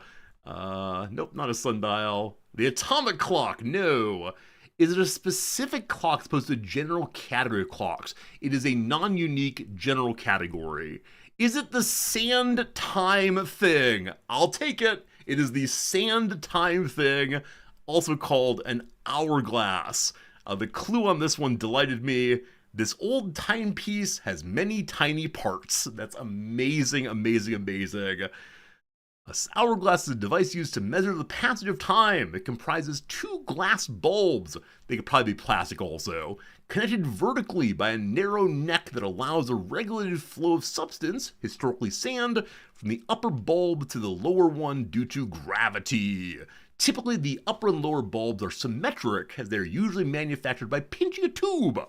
The specific duration of time a given hourglass measures is determined by factors including the quantity and coarseness of the particulate matter and the neck width. There we go. So I scrolled down in history and saw Babylon and Egypt and said, oh, okay, if Babylon and Egypt had it, then surely the Greeks did. But no, apparently there are no records of the hourglass in Europe before the late Middle Ages. I'm really, really surprised by that. Given the number of people who are thinking about the world and how to measure it and how to understand its pieces and parts in Greek thought, I'm really surprised there are no hourglasses. But there you go. Sand time thing wins today. Very, very good. My friends, it's time for us to play a video game, and I'm very excited about that. Also, I keep turning chat off today. I don't know why I'm doing that. My bad. Hey, Cleverly Picked. I thank you for the Cleverly Picked username. It's good to be here with you. In a moment here, we'll be going in the direction of playing the game today of Voyager. I'm sorry, it's on the tip of my tongue, but Voyager's coming in just a moment. Thanks for the new follow. Always good to have new people here. All right, Sir Me of Neptune, you get the point on that one. Well done all the way. All right. It is now time to change over to the game screen. It is not an ad today. That said, I was provided with the key to the game by the devs, and I'm very grateful for that. They hope that my playing it will introduce it to you, and you might learn also. Hello, Noms. I think in order to have an hourglass, you need to have glass blowing techniques and also sand, which may have be both, which may have been more common in Egypt than in Europe. I mean, they definitely had sand. Like, they had beach sand, didn't they? Or is that not coarse enough? I don't know. Also, I can imagine the Greeks knowing how to grind things. I mean, as far as the glass, I don't know. Do you know if they had glass blowing? I don't think so. Okay. I'm trying to think about whether they had anything that was like blown glass. Yeah, I don't know. I don't know. Think so. I wonder if they traded for it. Plus, also, doesn't glass come from sand? More sand? It's true. Maybe they understood the idea of... I mean, they understood the idea of time being divisible, of course. Yeah. I mean, because they had, like, water clocks and stuff like that. Yeah, so maybe they just had other things that were more reasonable and, capable for them. Yeah, this is like the Hoxton concern, right? Why imagine something that is radically different when you have something local that works just fine? Yeah, instead of, like, let's take this thing and put some sludgy dirt into it. Oh man, that's not doing a good job. These Egyptians, I don't know what they're talking about. Good old sludgy dirt all the way. Sludgy dirt. I do appreciate you, Noms. Thank you for always being hilariously fun. Let me go through the various settings here real quick to make sure. It's raining in Voyager. I believe that's like they're moving at a slow speed, maybe, or it could be solar rain indeed. This is a brand new game. What does streamer mode mean in this game? It probably is turning off copywritten songs. Copyrighted? Oh. How do you say this word? I always struggle. You say copywritten or copyrighted? Depends. Okay. I always struggle every single time, and I don't like saying the word. I think the question is, do you think it's a strong verb or a weak verb? I don't know. I think it's a strong verb. Then it's written. Yeah, I prefer copywritten indeed. Copyroted? Love it. Love it. What do the ancient Chinese use to measure time? I have no idea. I don't know if they were a candle culture or what. Yeah, no idea. I wasn't sure if that was a real question or a setup to a joke. That's good, that's good. I mean, there's some really good books on the history of timekeeping and the history of clocks, and the way in which standardization of clocks fed into the factory work model, because everyone would show up at the same darn time, standardized by some central power. You know. I remember we saw some video about some place in Scandinavia that claimed that there was no time on their That's right. island or town or something. Yeah, they did not use clocks there, and so they'd return to the kind of standard show up midday. We'll see it in the morning, and how super interesting that is. It was a YouTube video, so we don't know if it's real. No, it's real. I'm sure we can go to this place. It'd be great. Regardless, once we get to video game time, Noms, thank you, sweetie. I'll see you after a while.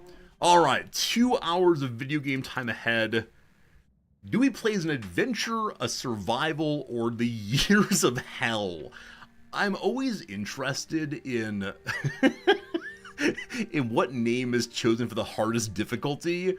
Years of Hell is definitely a novel one for me. Does this refer to a particular episode in Voyager? Years of Hell. We'll go ahead and do authentic Delta Quadrant, recommended for experienced strategists and resource managers. Have I watched Voyager? Year of Hell's a huge two-parter. So I watched Voyager when it came out, and I don't remember those years terribly well. I can tell you a lot more about Next Generation and Deep Space Nine than anything else, but I don't know. I don't know why I have I know it, but not super deeply relationship with this Star Trek at least. No idea. Maybe it was on at a weird time. I don't know. Anyway, hopefully don't forget important things as the game plays. Survival, let's go. You are the captain of the Federation starship USS Voyager. Manage your ship and crew, plot a course through procedurally generated star systems. Your unique ship build and decisions you make will reshape the story. I've been told, though, I should stick to the main storyline as presented in the show as much as possible, rather. All right, so I am Catherine Janeway. Catherine spelled with a K and a Y, I believe. Catherine Janeway. I don't remember much about her other than that she's played by Kate Mulgrew. And she's a voice like, eh. So, a few days back, this Captain Janeway penal colony, like she owns the place. She's stern and smells like coffee and regulations. And the kicker? She's served with my old man on the Albatani. Turns out her security chief, Tuvok, was playing spy on a Maquis ship that vanished in the Badlands. Now Janeway needs that missing ship found, and because of my past associations, I'm apparently the resident expert on the Badlands. I find the missing Maquis, she puts in a good word for me at my next parole review. Simple. Still, the view is infinitely better than a holding cell. It's not every day you get a front row seat on a brand new Intrepid-class starship's maiden voyage. The USS Voyager. Might even get to touch the helm.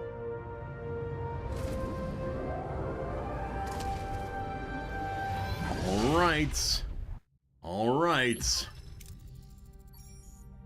Here we are at the beginning of the game. Unfortunately, this game is such that if I click out of it, the audio goes away, and there's no setting to fix that. Oh gosh, I click back in, and it skipped the storyline. Blah, blah, blah, I'm Janeway, this is the Voyager. Ensign Kim, I can't do voices. Ensign Kim, you're fresh from the academy, ready for your first deep space assignment? Reporting for duty, Captain. It's an honor to be here. I hope I live up to your expectations. Ensign Kim, I trust you've already met Tom Paris, our esteemed observer, a former Maquis pilot who will help us search the Badlands for a Maquis vessel. With all due respect, ma'am, observer's hardly a title befitting my talents. I'm the best damn pilot in this sector. Call me pilot extraordinaire, Ensign. He has no pips on his collar here. I think all of the characters might be pipless. I don't know. That's not a very good Janeway. One moment. Must get an exemplar. Catherine Janeway speech. We're alone. in an uncharted part. We're alone in an uncharted. We're alone. We're alone in an uncharted me. That feels more witch-like than expected, frankly. I'm a little disappointed there's no talking in this game. I don't mind reading literally everything, but I can imagine if one were playing on their own, they wouldn't enjoy it. Alright, the McKee. Wow, I've heard a lot of stories about them. Relax, I was the McKee only a few weeks before I was captured and sent to a lovely little penal colony in New Zealand. Oh, wrong screen, sorry. Sorry. Penal colony? Enough chatter, gentlemen. All hands, this is the captain. Report to your stations. Helm, take us into the Badlands. Maximum warp. Ooh, looks pretty bad in there. New Hepburn? I don't know if I remember Audrey Hepburn's voice well enough. I'm too young, rather. I'll work on it. Have I heard the original actress? Shen, we just played it. Unless you don't mean Kate Mulgrew. Was there a French lady who played Janeway before Kate Mulgrew? I don't know. The Badlands, a treacherous region of space where violent plasma storms can cripple even the most advanced starships. Captain Janeway observes the swirling chaos from the view screen, a subtle smile playing on her lips. She's ready for a challenge. Scanners are picking up no other vessels in the system, Captain. It's your time to shine, Mr. Paris. Any idea where your former colleagues may be hiding? I wasn't exactly McKee of the Year, Captain, but they did make their underground bases, remote planets, and... Captain, I don't mean to interrupt, but I'm reading a coherent Tetron beam scanning us, and a displacement wave heading towards us. A colossal wave of turbulent energy surges towards Voyager, its power dwarfing anything the crew has ever seen. With no time to analyze the threat, emergency measures are initiated. Red alert! Helm, evasive maneuvers! Too late! The wave will intercept us in 5 seconds. Brace for impact! Bum bum, impact time. Oh no! Our poor ship! Oh, why did we go into the Badlands? That's a very bad idea. Aftermath. As the crew regains consciousness, they find their bridge in total devastation. Twisted metal. That was a pretty cool racing game back in the day. Sparking consoles and injured crewmates paint a grim picture. What just happened? Damage report. Major hull and deck damage. The transporters are offline and we're receiving casualty reports. Bridge to sickbay. Doctor, I've got injured crew on the bridge. I appreciate that the main display in the background is completely undamaged. Perfection. Good job, Starfleet. Doctor? Damn. Oh no. Do you remember Robert Picardo's voice? We may have to listen to it, we'll see. Captain, we're losing systems across multiple decks. The deuterium tanks are empty. Warp core's gone to gray mode. We're on reserves. Barely. Mr. Paris, take the helm. Scan for the nearest source of deuterium. External sensors are offline. Stellar cartography must be down. Voyager's blind, Captain. Janeway to engineering. We need stellar cartography back online. Now. Tutorial help. Click on the question mark icon 1 on the left of the screen to visit any tutorial screen. On the controller, press D-pad left 2 times. D-pad left 2 times. Oh, it's not working. Well, that's too bad. I wonder if you have to declare one when you first begin playing the game. D-pad left. Or it's not plugged in. I just wasted everyone's time. Alright. There we go. Activate the Stellar Cartography 1 in the lower part of the lower left part of the ship. To activate it, open its menu by selecting the room and switching on the power supply. Very good, very good. Is the antenna for my wireless controller wrapped around the controller? It is purely wireless, don't worry. Stellar cartography. Here's the entire ship. As I've mentioned previously, one very slight concern I have about this game is, unlike XCOM, where you can build kind of freely as you want to, in this game, you're kind of locked in on this kind of room must be in this kind of place, which I get. It might be cool over time, but I do wonder how it will feel sooner or later. Anyway, stellar cartography must go online.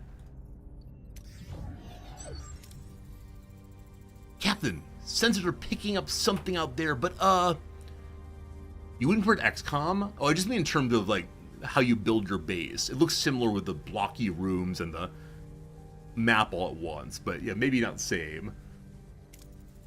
What Harry is trying to stammer is we're not in the Badlands anymore. Where's Toto? Where's Toto?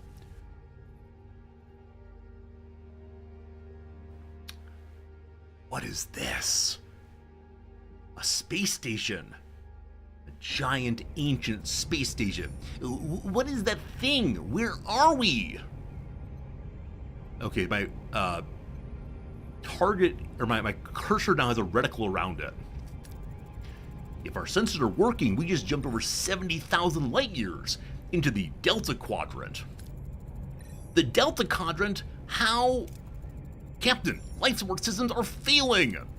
This array will have to wait. Mr. Paris, take the helm. Find us deuterium source. Here's how you scan. Scan points of interest marked with white question marks to reveal resources. Scan until you find deuterium, the fuel resource. Here we are. Points of interest galore all around. Let's scan the one that's nearest by, an interstellar cloud. We click, we do not scan. We right click, we scan. Now let's grab the deuterium then. Navigate the ship by traveling to various locations. While traveling, time passes in the form of cycles. When visiting POIs, you can choose between different approaches with different risks and outcomes. The different colors on the chance bar represent the possible outcomes. I'll be fine. I know how math works. We're targeting this place now. We move. I like the flying, that's fun. Sensors detect a dense cloud of interstellar gas with an unusually high concentration of deuterium. Do we, number one, deploy collector probes for a safer though less efficient collection, or risk to maneuver Voyager into the unknowns of the cloud using our Bussard collectors? Alright, so we see about 60% good, 30% bad, or everything is goodish. I will be inefficient. Here we go. Beep boop, beep boop, beep boop, beep beep. We got 70% of the reward, so 529 deuterium for now. Captain, we can now deactivate gray mode. Captain, ready to increase warp core output. The warp core is the reactor that powers the ship. To generate energy, it continuously consumes deuterium. Depending on reactor level, you produce more energy, but more deuterium is required. Increase the power output by selecting main engineering and switching the warp core to a higher tier. Alright, many a tier there is. I guess on the left-hand side you see consumption and output. And you can output 60 for free. We go to 1. Our energy levels are returning to normal, Captain. Good. Now what about this thing, this array? I can't tell, Captain, but our scanners detected a key vessel next to it. I guaranteed scan for life signs or say hello initially. Let's see if they're alive. They were also buffeted throughout the anomaly. Scan the ship for life signs, Ensign. There's no one on board, Captain. We now scan the array with a 40% plus 35%. So I'm guessing the level 1 sensor array gives that bonus for right now. What about the array? Several life forms on board, Captain. Is one of them Vulcan? I'm not sure, Captain. The signals are weak. You know what? If this game is moddable, how about we as a community record all of the voices? What do you say? I'll do Captain Janeway, obviously. Does anyone want to be the Doctor? We can then upload the voices and delight the community with our absolutely terrible imitations. We'll just have to see for ourselves. I want the transporter room repaired and ready. Wait, as I'm the captain, why am I not able to make this choice? Begin shooting at the anomaly. Mr. Paris, get us to a duranium deposit. We'll need it to repair the transporter room.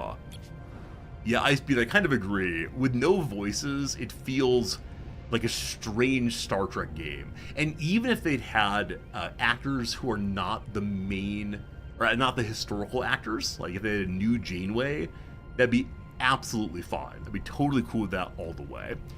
We need deuterium, duranium, and tritanium, and crew people. They're all currently dead, unfortunately. So looking for duranium this time, I will scan this question mark here, a Class J planet.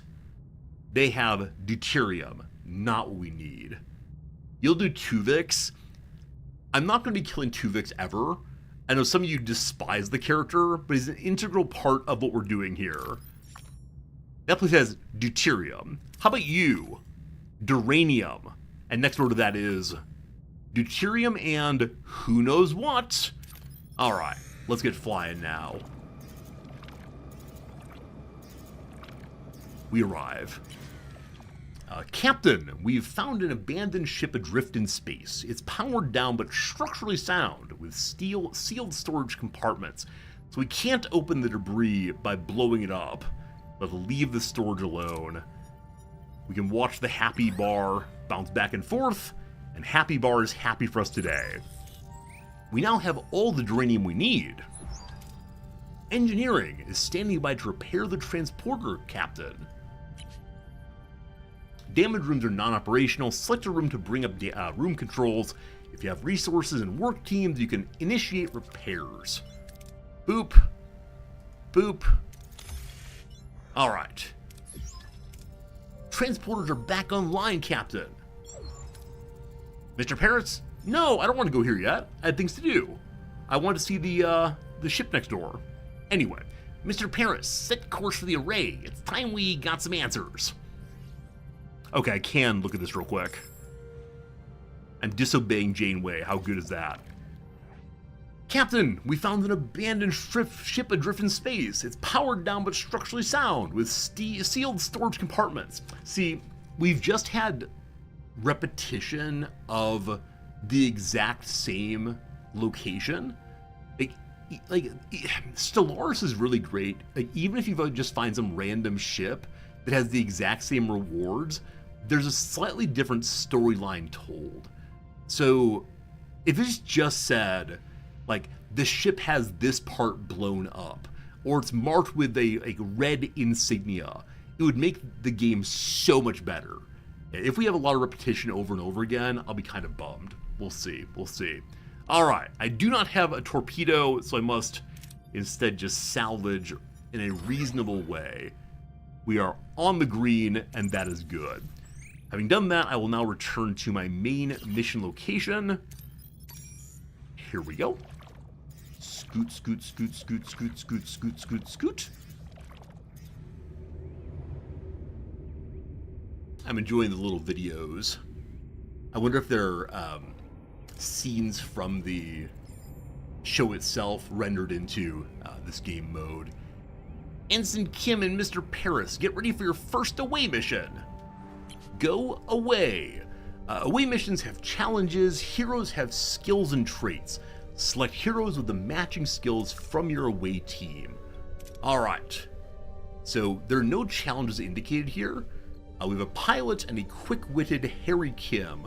Tom Paris has some knowledge of healing and mechanics and leadership. Hello? There we go. Over here, Harry Kim with the other skills. Okay, I misunderstood. So if they are here at all, they are existent challenges. We then fill them in by having these various skills. Now, I remember the demo slightly, and so I think you can only use each character once, and then, turn off or something. Maybe. So only Paris has leadership. So it's leadership or science time. And then all three. Okay, so in all of the cases, either character can do the job. And they all have 2s in the shared skill. I guess Kim's slightly better on that one. We'll be fine. Here we go. Decide on approach and select a hero to complete a challenge, etc. I don't know who's talking here. Captain, we seem to have materialized in the middle of a cornfield. This place, it's eerily similar to Earth, but something's off. The corn is green. Any suggestions on what to do next? So you can look for footprints or strange noises, or scan for life signs or strange energy signatures. So unfortunately, Paris does not have a high enough score to do this one. I think. I'm assuming that's what the required means. So we're going to be... I don't have the required number for either one, actually. I wish that it were explained a bit more. Maybe this is like a guaranteed pass number. That's 4 away, that's 4 away. Good luck, Harry Kim.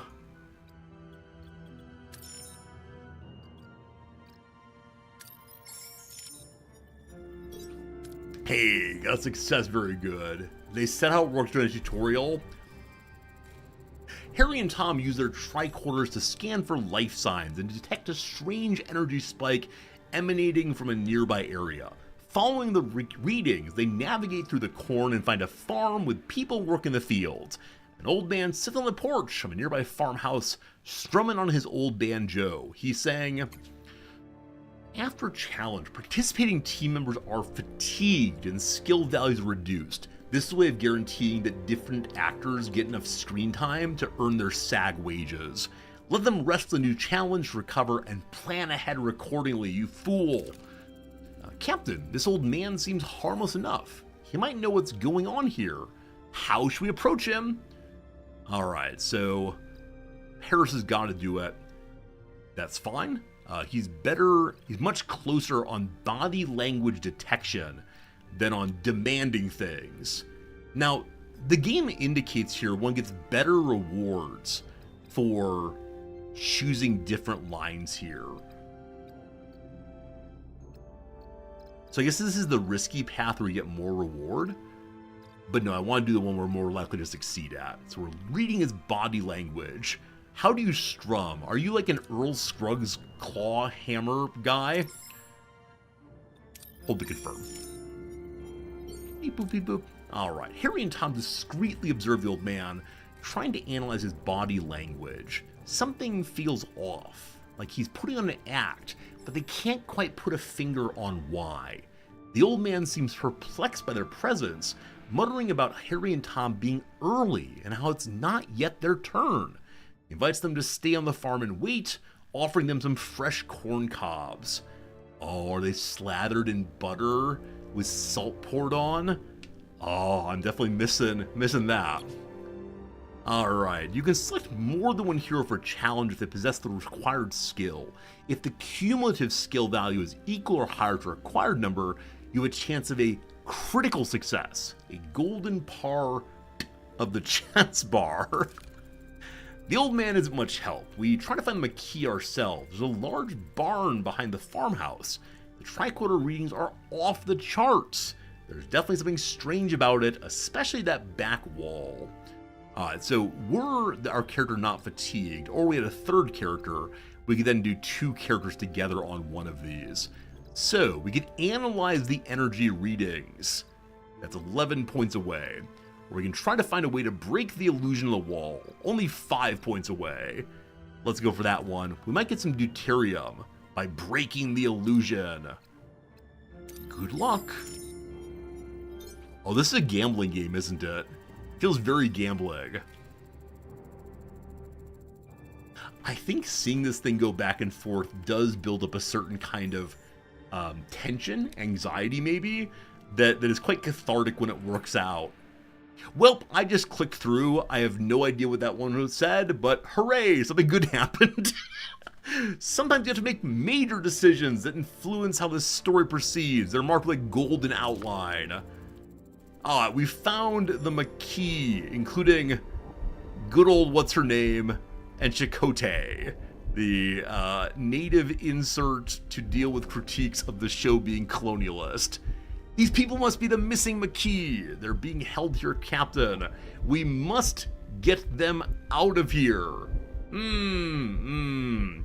Alright, so we can only go for Wake Up the Tattooed Man. Luckily, it's a guaranteed win with the golden outcome. Good luck, Tom Paris. Your choice has consequences. I don't like not knowing what the consequences are. Is it Belana Torres? Is that her name? Tom rushes towards the tattooed man, hoping to shake him awake. The Maquis? Should I call them the Maquis? I can do Maquis if you'd like. As he reaches out, the old man stops him, a look of concern on his face. Before Tom can react, a blinding white light fills the room and everything goes blank. Bum, bum, bum. All right. Success throughout, no one injured. Apparently you get more points the farther into the sectors you are. I believe we leveled up. I wasn't watching closely though. A sudden return! Captain Janeway anxiously awaits the return of her away team when Tom Paris unexpectedly materializes behind her. What happened on the array? There's some meme involving someone unexpectedly materializing behind you. Is that the I studied the blade one? Something like that. Something to do with nerd culture. I've forgotten what it is though. Captain!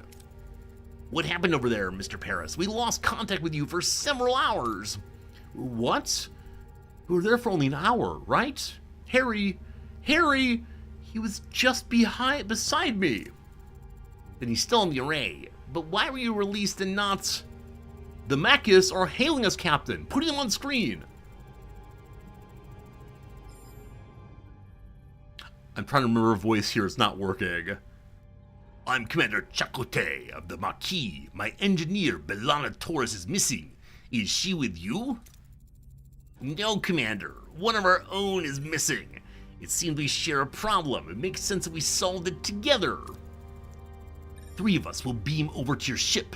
Do a nasally voice? 3 of us will be... No, it's not that. Despite Janeway's invitation, I don't recall her inviting them.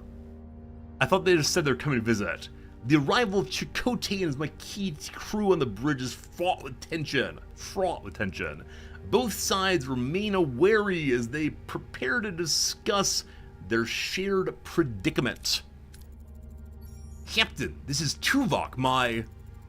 Oh, I know who he is. I'm glad to have you back, Tuvok. As am I, Captain. Commander Chakotay, I must inform you that I was assigned to infiltrate your crew. Were you going to deliver us into Starfleet's waiting hands, Vulcan? Correct. I will assure you I perform my duties aboard your ship to the highest standards. Charming, and I see you have Paris with you too. Are you forming a Maquis Traitors Club, Captain? You win some, you lose some, Commander. Let's focus on bringing Torres and Kim back from the array. We can't get back inside. They sealed the entrances and are blocking incoming hails. Lieutenant Tuvok, get down to engineering and find a way to bypass whatever's jamming our communications. Report back as soon as you have a solution. Captain, the shipboard status remains critical. Repair protocols are imperative. We require resources in the engineering office to mobilize additional workforces.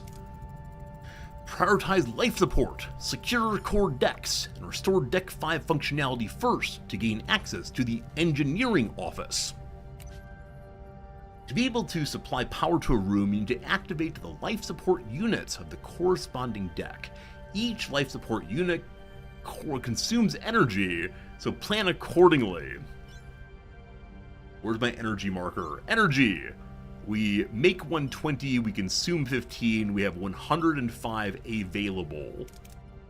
Life support online. Life support restored on Deck 5, Captain. Engineering office is now accessible. Team, I promise overnight that I will watch a little bit of Voyager so I remember the voices effectively. You deserve a better quality of voiceover than you're getting right now. And of course, it's a mess. We'll have to fix it before we can even use it. Alright, so must first repair the engineering office.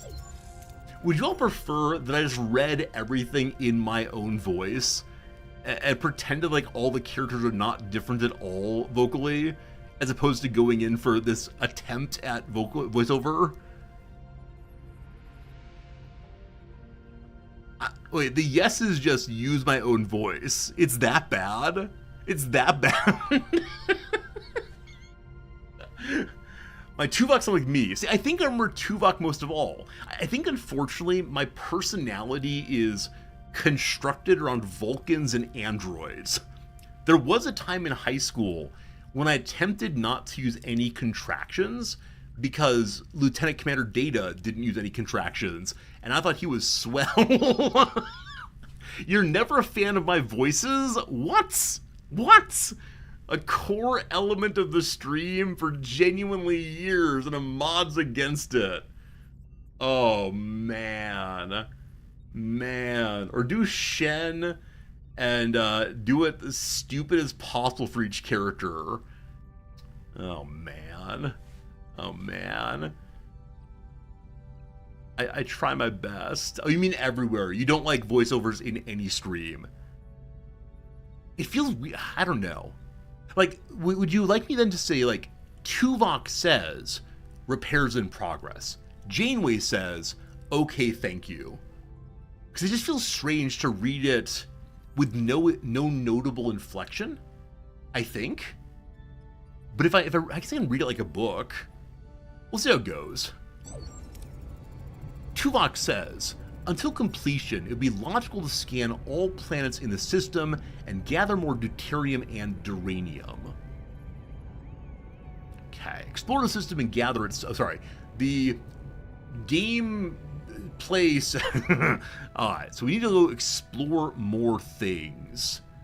Let's go here. How do you upgrade the deflector? I'm not that far yet, Naviette, but welcome in. Hope you're doing well. Navy vet. Naviette! I read your name as if it were Eastern European, possibly Russian. Hello, Naviette! Alright, what's going up here? There is some more deuterium, and then over here we have some more. The other one. Let's go to this one, though. Oh, gotta fly. Left-click fly, right-click scan. Engineering offices online. We have one more work team now. It costs 3 energy for the moment. Repairing, finished. Tuvok says, engineering office fully operational again, Captain. We now have an additional work team to carry out 2 tasks simultaneously. Building and repairing rooms, even clearing debris, occupies work teams. To be able to carry out several tasks at the same time, obtain additional teams by building or upgrading engineering offices.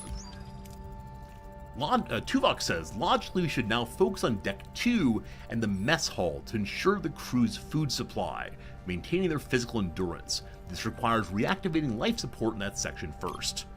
I feel very backseated right now by the tutorial.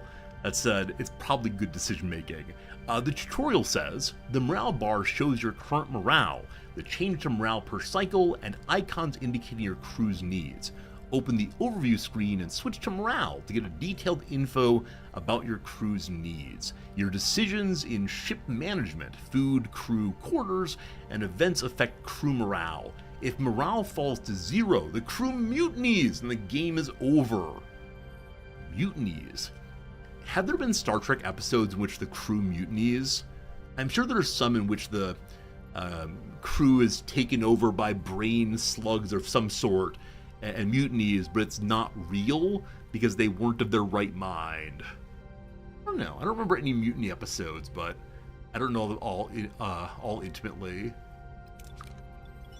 Alright, life support online, consuming 6 more power. Tuvok says life support restored on deck 2, Captain.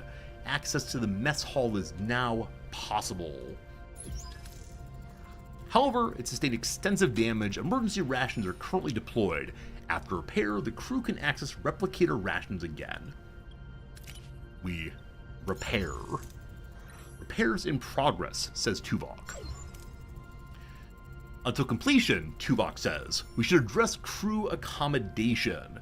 The ruined room must be cleared to create room for residential sections. The tutorial says, the ship is heavily damaged and many parts are destroyed beyond repair.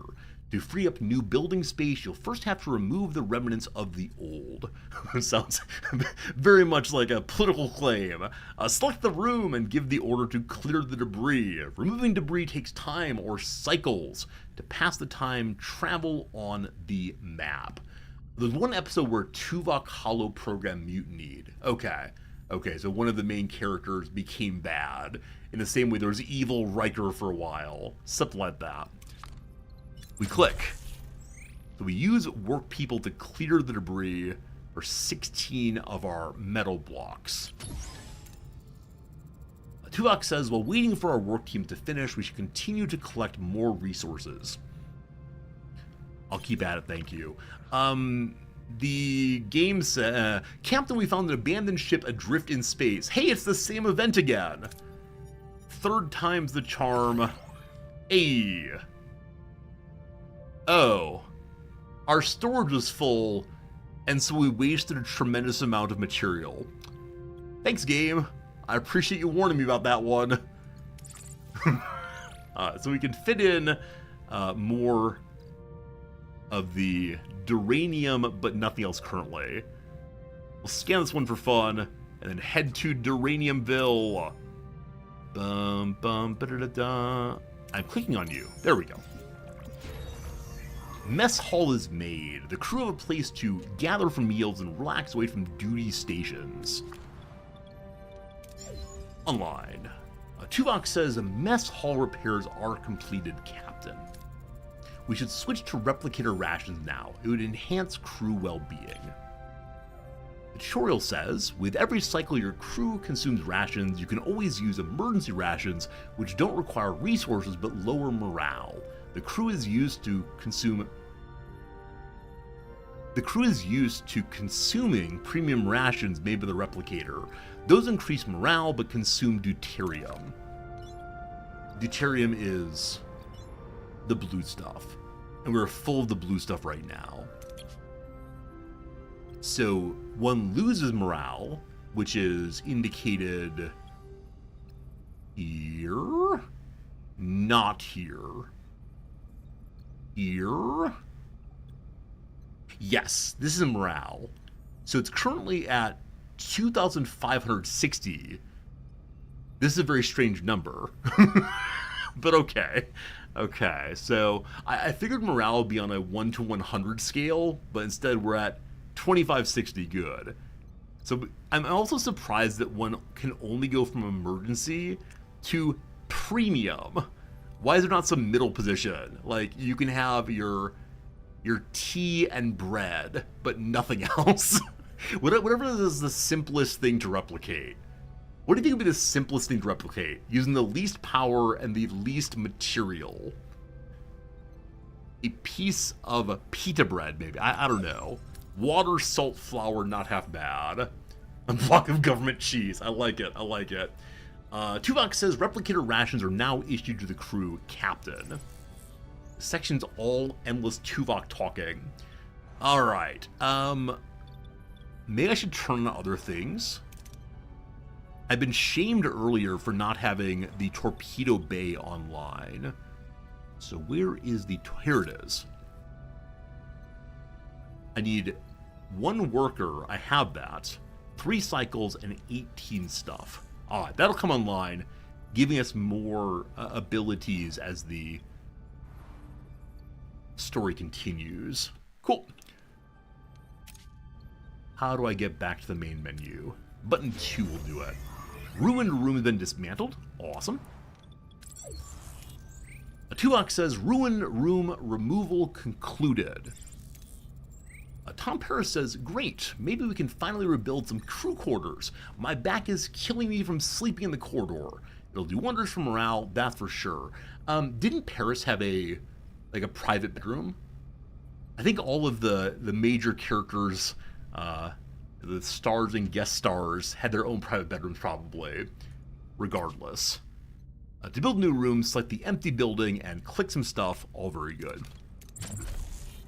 So, crew rooms.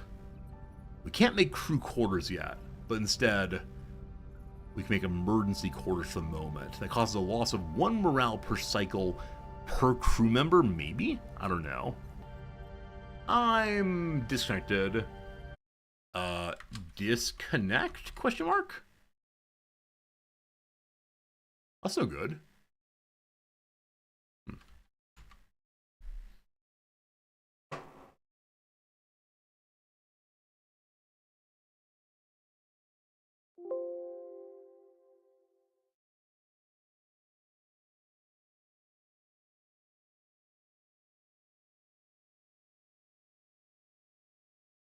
And we're back? Question mark. I think we're back. My apologies. We just disconnected all at once for a few seconds there, and now we're back. YouTube, I think you're back also. That was very strange. I'm very sorry. Lurkers especially. Always an awful thing to be very confused. Hello, team. The crew is the lifeblood of the ship. That's right, the crew is the lifeblood of the stream also. Each room requires personnel to operate, so keep this in mind when adding new rooms or upgrades. Don't forget to provide the necessary accommodation or morale may drop faster than you'd like. How fast do I want morale to drop? I don't think I want that at all. That's building now, fantastic. All crews assigned. I guess we could try to make another workshop or upgrade engineering. Not engineering. Whatever room gave me workers and resources. Holodeck's damaged. Let's fix that. Mess hall, no. That's the bridge. You? Engineering office, okay. I can hire another work team. It takes 3 crew. We have lots of crew, though. Okay, work team. I can't add anymore. Maybe each room only gets 1? We have some open space we can clear up. We'll do that when we have another team, I guess. Okay, back to it. It's in the management tab. Thank you, Red Char. I'll look in a moment. Torpedo launch bay online. Fires torpedoes that deal massive damage to the hull, but are almost useless against shields. Providing more energy to weapons increases fire rate. Okay. I think some of you said that we have a limited number of torpedoes, or we should have a limited number, given how torpedoes work. Hopefully that's not in the game and I can fire with great joy. Alright, so in the engineering office, management. So you have to upgrade to get 1 more work team. Got it. Got it. We have 70 available power. Fantastic. So I would like another engineering office here, I guess. We'll work on cleaning that up for now. Cool. I think the character request is flashing at me. Here we go. Tuvok says, Captain, the array's jamming signal has been neutralized. We should be able to establish communication. Janeway says, let's hope they respond. Hail the array. A blob called the Caretaker issues forth from the screen. Urg, who's this? Why are you bothering me? Oh, it's you. Why are you back? You don't have what I need. Paris responds, I remember that voice captain, the old guy with the banjo. He seemed a lot less jellyfish back on the array. Janeway replies, I'm Captain Janeway of the Federation starship Voyager. We mean you no harm. We just want our people back. Caretaker replies, your people? Your people are no longer here. They might have what I need. You'll just have to leave them. Okay, we have 4 possibilities here. Number 1, we can appeal to his humanity, asking where he is, with a 70% chance. We can intimidate them, give them back at 70%. Chakotay can take over for 70%, or we can scan the array for Harry and B'Elanna for 100%. I do wonder if the scanning will upset the jellyfish, but we'll do that. Science always best. I won't rely on the words of a stranger. Scan the array for life signs of Harry and Taurus. Paris replies, no sign of them, Captain, and no humanoid life forms indicated at all. Who or what are we talking to right now?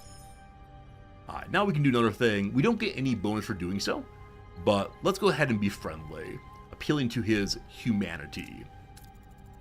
Janeway entreats. We're entrusted with their safety. Their friends and families rely on us to bring them home. They are our responsibility. The Caretaker replies, I understand, but I had no choice. There just isn't enough time. We succeeded in the role, incidentally. Time for what? Asks Janeway. The Caretaker responds, I must honor a debt that can never be repaid. Find something that cannot be found. What kind of debt is that? What kind of debt? Asks Janeway. Maybe we can help. Caretaker says, weren't you listening? It can't be repaid. All I can do is protect them. No, you're stealing my time. Don't you understand? I don't have time. Not enough time. Tom Paris says, we've been cut off, Captain. Janeway responds, cursing, furious. Damn it, we haven't gotten any closer to Harry and Taurus. Chakotay responds, in a Aboriginal, one with the spirit world way, you managed to get him to open up a bit. Maybe Starfleet diplomacy isn't so bad at all. Tuvok replies, Captain, if I may, I've observed the array has been sending energy pulses towards the 5th planet of a neighboring system ever since our arrival. Given the lack of information regarding our missing crew's location, investigating the planet appears to be the most logical next step. Janeway agrees. It's the only lead we have. Thoughts, Commander? Chakotay says, it seems our paths are intertwined, Captain. Let's use this opportunity to find our people and bring them back. Janeway says, agreed, Mr. Paris, take us the helm. Blah, blah, blah, let's go somewhere. Alright, Janeway says, set a course for the 5th planet of the neighboring system, maximum warp. Here's how the sector map works. It shows the entire sector with several star systems. We can travel directly to our system or scan them first and select a specific pole to visit. Hall to visit. Hole to visit. I don't know what that means. I'm going to finish going here right quick. Emergency quarters online. Hopefully everyone's very happy with that. Oh, it's POI, point of interest, not poll. Thank you. Happy people. 12 folks have rooms now. We have only 22 folks on the team right now, so we need to have a second bedroom though.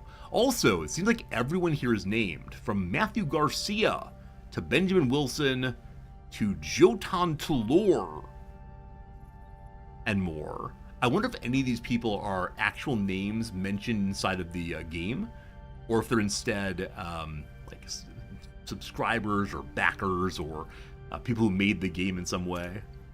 That's fun though.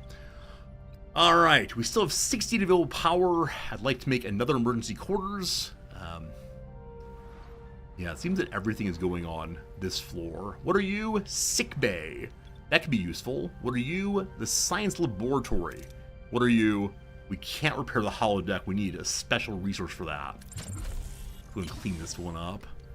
I like my engineering offices and my quarters to be in separate places. But for right now, they'll all pile here, I guess. Okay, yeah, more engineering office allows us to then make additional rooms through more crew. I like it, I love it, I want some more of it. We came across an abandoned mining station. The station's under lockdown and seems to be damaged. So, we can safely search for anything valuable, or we can repair parts of the mining station to mine resources. Easier, harder. I'm feeling like a gambling man today. I'm feeling like the dice are with us. The dice are not with us. We get 11 pieces and 3 crew are now injured. You fool! You absolute dum-dum, what's wrong with you? I one cycle the room's done, and then we'll fix sick bay and hopefully help our unwell people get back on their feet. Well, mistakes have been made. I will never gamble again, I say while considering opening some magic cards after stream. Ruined room is online. Cool. So we're gonna hold off there for a second and fix sick bay. And get the emergency medical fellow online real soon. We're flying. Sick bay is online now. Is it story time? Injured crew and sick crew will be placed in the sick bay automatically. After treatment, they go back to work. Increase the efficiency of the sick bay by assigning a suitable hero. Thank you for the votes that Magic the Gathering is not gambling. That's right, because I keep whatever I find. I'm building my collection. It's all good. Nothing in sick bay yet. No conversation on that one, unfortunately. All right. So, there are 3 blocks here, and each of the rooms... No, engineering actually is 3 also. We're fine. So build ye engineering here. Cool. When this room is done, we'll make more crew quarters, I believe, to keep everyone in good shape. Magic's a drug problem, not a gambling problem. Look here, you. I have no substance... misuse disorder. Something like that. I always forget what it's called. Alright. Damage room is done. So there'd be 6 total... No. The science laboratory is an established room. So I want to save slots. I'll put the crew quarters on the far side here. If possible. It's only 2. There we go. There we go. Lovely. We continue to fly along. Deuterium is running low. Try my best. Lieutenant Lonnie. I don't remember this character, so I suspect she's going to be tote before too long. Says, Captain, we got a major problem brewing down in engineering. Deuterium levels are critical. This ship won't last long without a refuel. If we don't locate a new supply soon, we'll be adrift in space with no energy, no life support. We need to act fast. You have 25 cycles to accomplish a task to get to 900. I think we cap at 800 though. This feels like bamboozlement.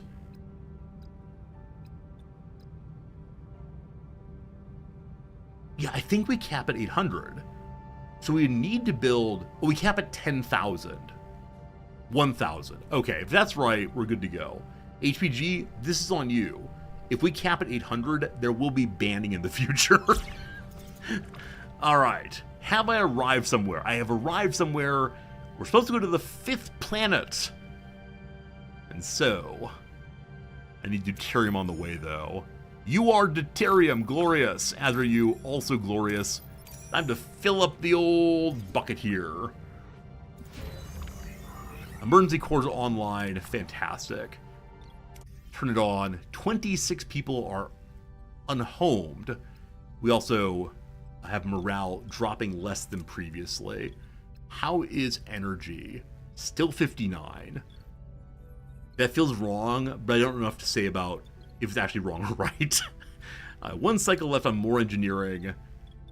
We have 1 worker. We have no duranium. So it's possible that having 3 engineering crews is a mistake if I'm unable to build things with them. Luckily, ruined rooms are free and give me some more duranium. So we'll see. Back to the system. I just want to fly. Put your arms around me, baby, etc. We detected a small debris field scattered across a wide area. The debris appears to be the remnants of a vessel. Maybe we can find something useful here. So we can collect anything easy, guaranteed. Or we can use the tractor beam because she thinks my tractor is sexy. I'm gonna do the safe one for up to 538. We get it right away, no worries. We then need to go next door and get only 200 or so. Engineering online, fantastic. They can work on just clearing ruined rooms. We have to get light support on also. Oh, we can't open additional floors with what we have right now. That is a thing. Let's go and work towards the shield generator. For that, we need to have only 10 duranium. So next time a room is cleared, we can do that, no problems. Yeah, sick bay's online. No problem with sick bay, it's right there. Hasn't done much yet. We need more emergency quarters to make everyone happy. Soon, soon, soon. Captain, it's an abandoned ship, blah, blah, blah. Hopefully we get at least some outcome here. We are now full and have gone to the crew is happy. We're at 1,000 now. Fantastic, thank you. So I should probably head directly to home base here. What's this? It's science stuff. Spatial anomaly. The sensors have detected a small but stable spatial anomaly. It's not dangerous, but could provide valuable scientific data. Sensor array, show me what you got. I like what you got. Just some science points. I'm gonna stop here to get the duranium, so we can continue building, and then I'll head to the storyline. So we can get 69 or 44 guaranteed. I suspect the mathematicians among us would say go for the one that's guaranteed. But the gamblers, like me, say let's go for this one. So we've lost every gamble so far, and that continues. You fool, you fool. My engineering team is currently online. There is an empty slot here. We got some duranium, though, so we can now repair the shield generator. Fantastic. Alright, now to storyline place Ocampa. Ruin room good. Great. We're in need of emergency quarters. In one cycle, we'll have more there. What else? What else do I want to build? I mean, I need more than one emergency quarters, so let's go ahead and do that here instead. Beautiful. Maybe later in the game I can reorganize where the rooms are. Perhaps. Okay. No one's available right now. In a cycle they will be. Ruined room done. Shield runner online. Provides the ship with deflector shields during combat. Raises shield capacity by 40. Great. I need to be careful with power. We still have quite a bit left. But we have to be sure that we can go up in our level or have a big stack of deuterium consistently. We have 12 of the duranium. Phaser control room. Why don't I have a free engineering group? Oh, I didn't click yet. Must click to free them. Everyone's freed. All right, what does shield generator room look like? It's just a switch on, switch off. So I actually didn't look at the yeah, I didn't look at the correct power consumption. Oh, did I? I thought until the rooms were online, it wouldn't show. Regardless, fine. So open area there, 36 duranium, phaser control room. Let's go. Okay, other special rooms here. The workshop. will get online also. What that does, I have no idea, but special rooms seem good. And then in 2 cycles, we'll build additional quarters here, I think. Cool. Cool.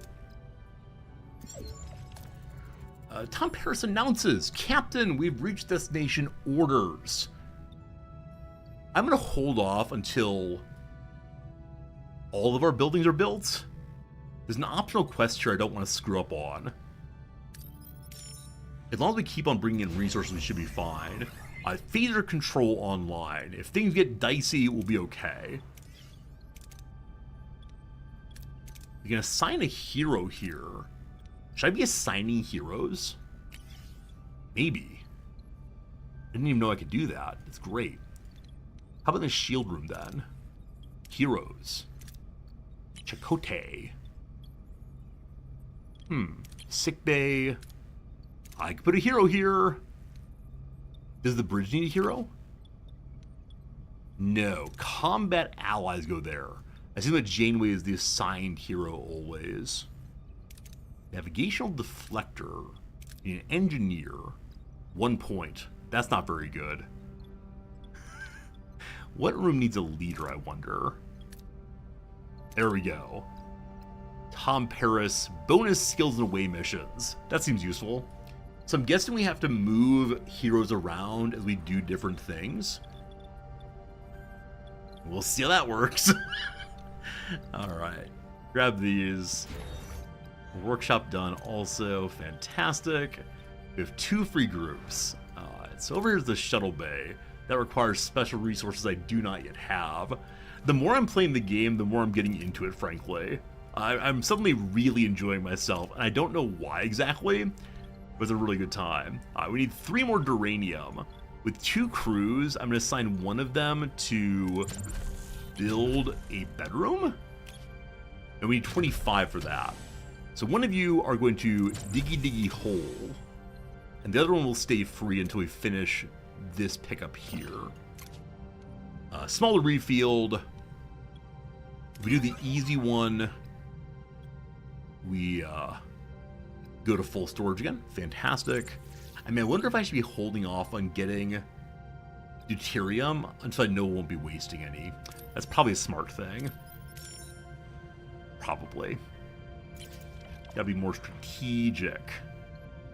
Let's go big or go home. We're gonna destroy the vessel and get more debris for doing so. Haha! We destroyed the vessel, extracted some resources. We have a lot now. Wonderful, wonderful, wonderful. So, back into our ship.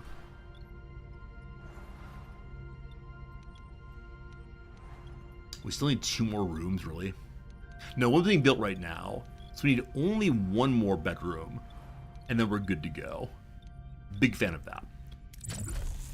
Bedroom. Everyone happy. This makes me happy. Happiness is good. 6 cycles of driving in circles until we're happy. Scan over here. Don't want that right now. Scan over here. Do want that right now. Emergency quarters, awesome. We have 62 duranium. Must free the group first. Group freed. Science lab. Pair, thank you. Other standard rooms that need a hero. Is there a management tab maybe to see all the hero needs? No. Also, I have no torpedoes. I've just now noticed, top left, no torpedoes.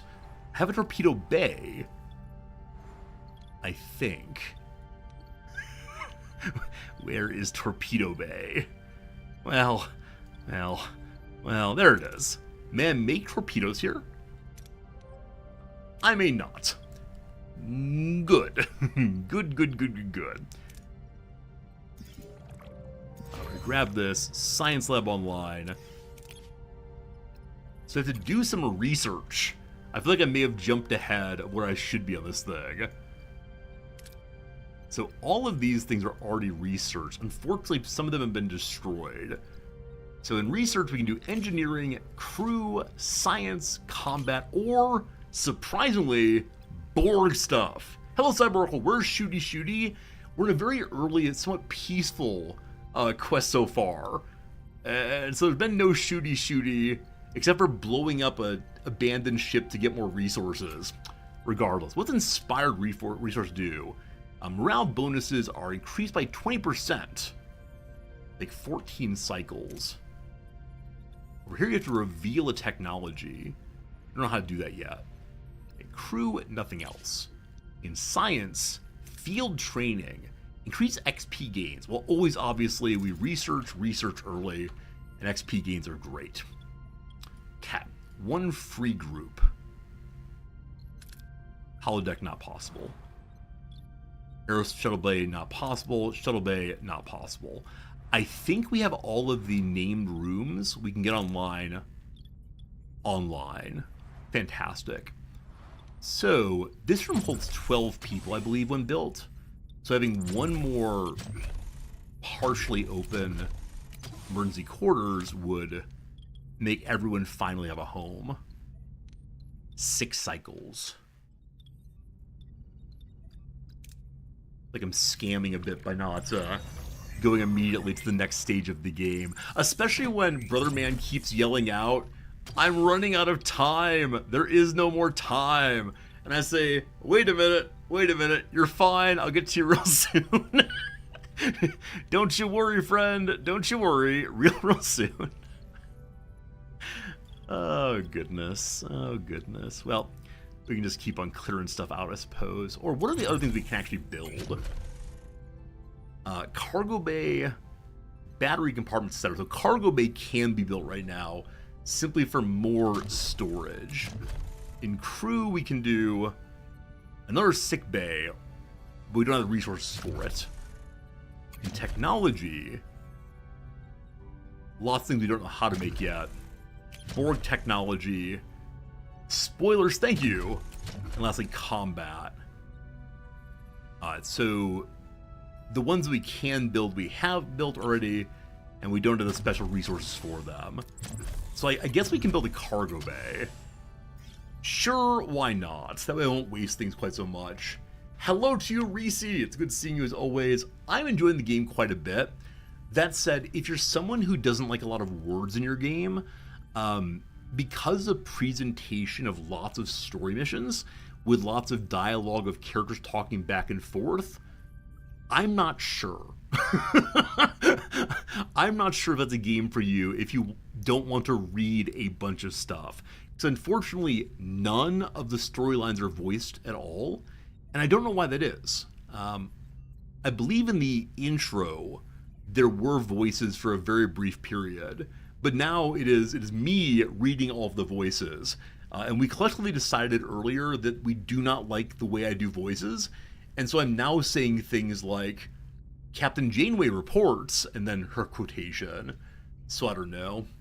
We need resources to run the room, that's true. We're down to 33 available power, and we are consuming more and more deuterium as we go. I don't know.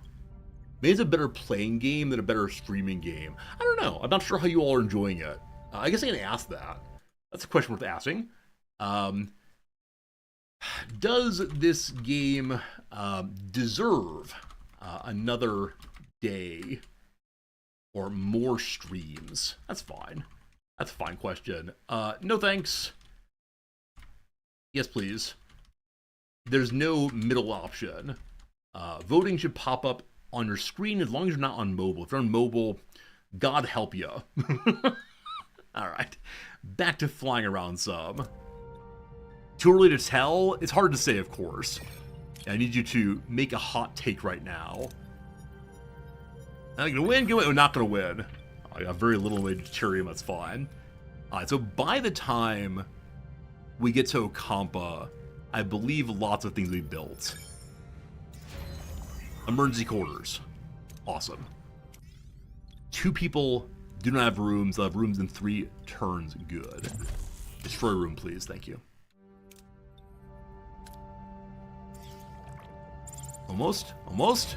Hey, all quarters done. Optional quest completed. That is fantastic. Remove debris, please.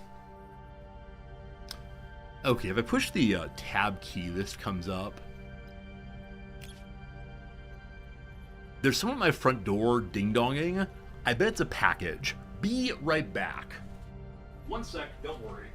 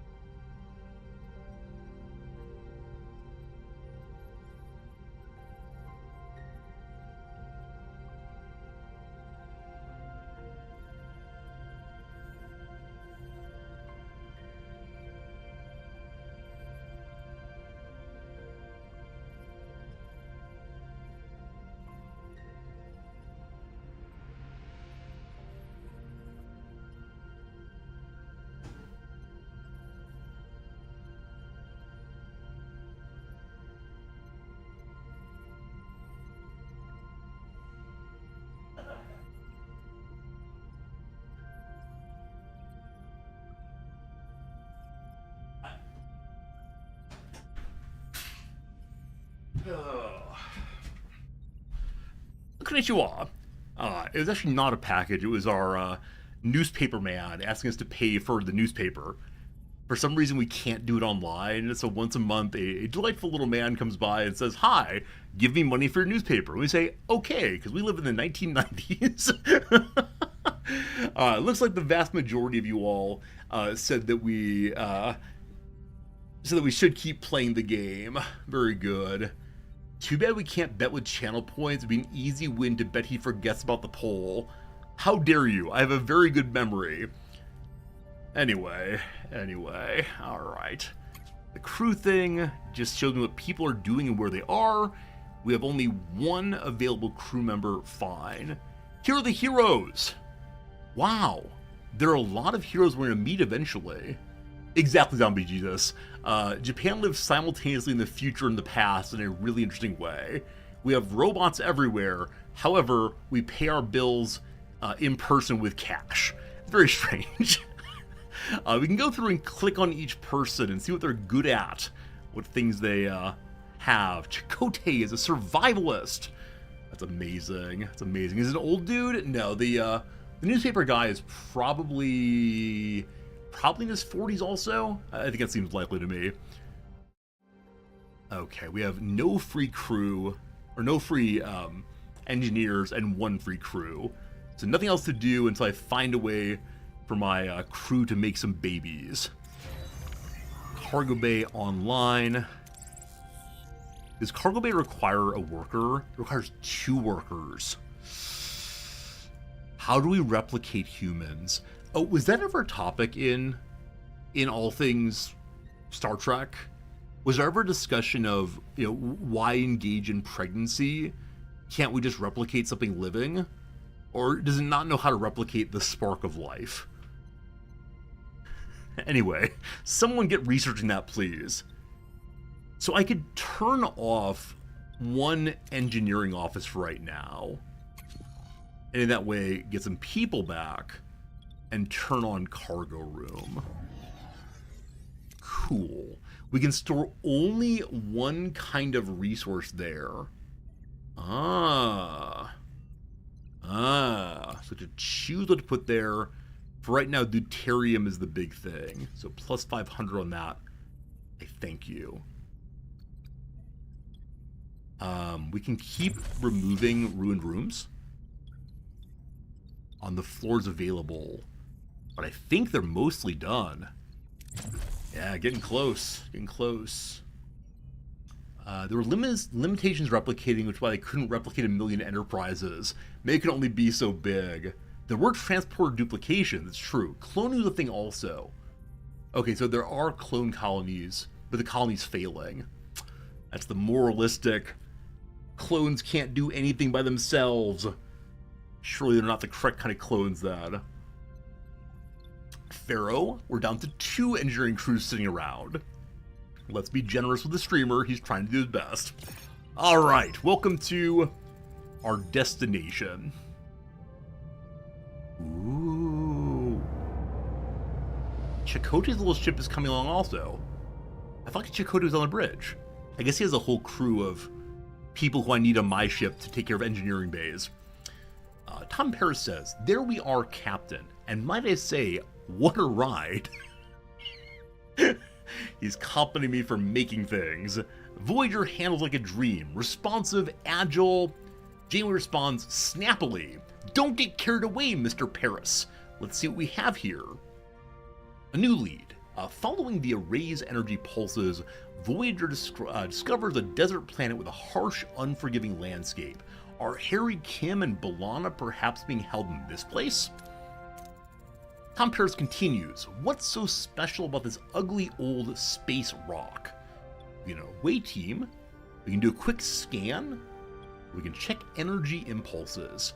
I hope I can do all of them. Let's start with the energy impulses. She asks anything noteworthy about the energy pulses. Tuvok responds, logically, they're consistently targeting a single location, a barren piece of the desert. I recommend an away team investigate this area. There's something else. The interval between each pulse has decreased by 0.47 seconds since we left the array. Janeway says they're getting faster. The entity said he's running out of time, right? Whatever that means, we'd better hurry. Pair an away team or scan again, a general scan of the planet. Let's see what we can learn about the planet. Paris says it has all of the basic characteristics of an M-class planet. Well, friends, I asked before, so M is the kind of planet that Earth is, I believe. Why did we pick M for Earth? I could imagine E for Earth or A for Alpha because we're number 1. Why M? I'm sure someone's told me previously, I just don't recall. One more, analyze the planet's atmosphere. Endless science. Let's take a look what happened here. Tuvok says the atmosphere contains no nucleogenic particles, Captain. The planet is incapable of producing rain. Janeway responds, I've studied thousands of M-class planets. I've never seen an atmosphere without nucleogenics. There must have been some kind of extraordinary environmental disaster. Chakotay says, referencing the spirit world, another mystery we can deal with later. It's called the Minshara class. Originating from the Vulcan word Minshara, the planets are considered Earth-like, with 20% to 80% surface water. Oh.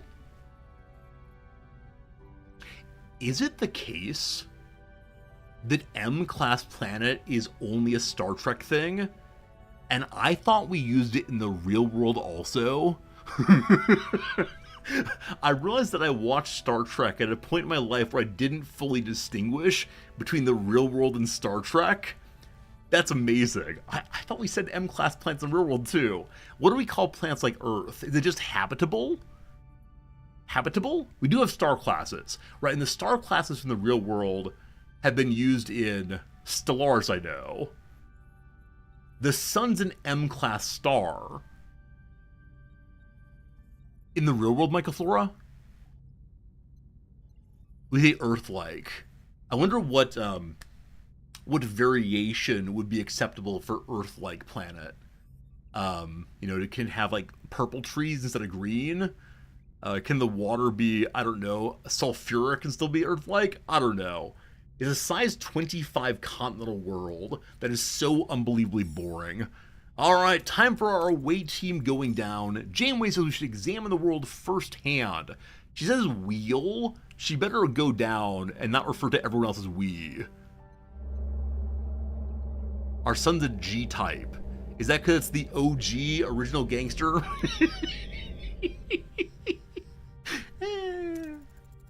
Paris responds, "Oh, Captain, a small ship is approaching. They're hailing us." On screen, announces Janeway. First contact!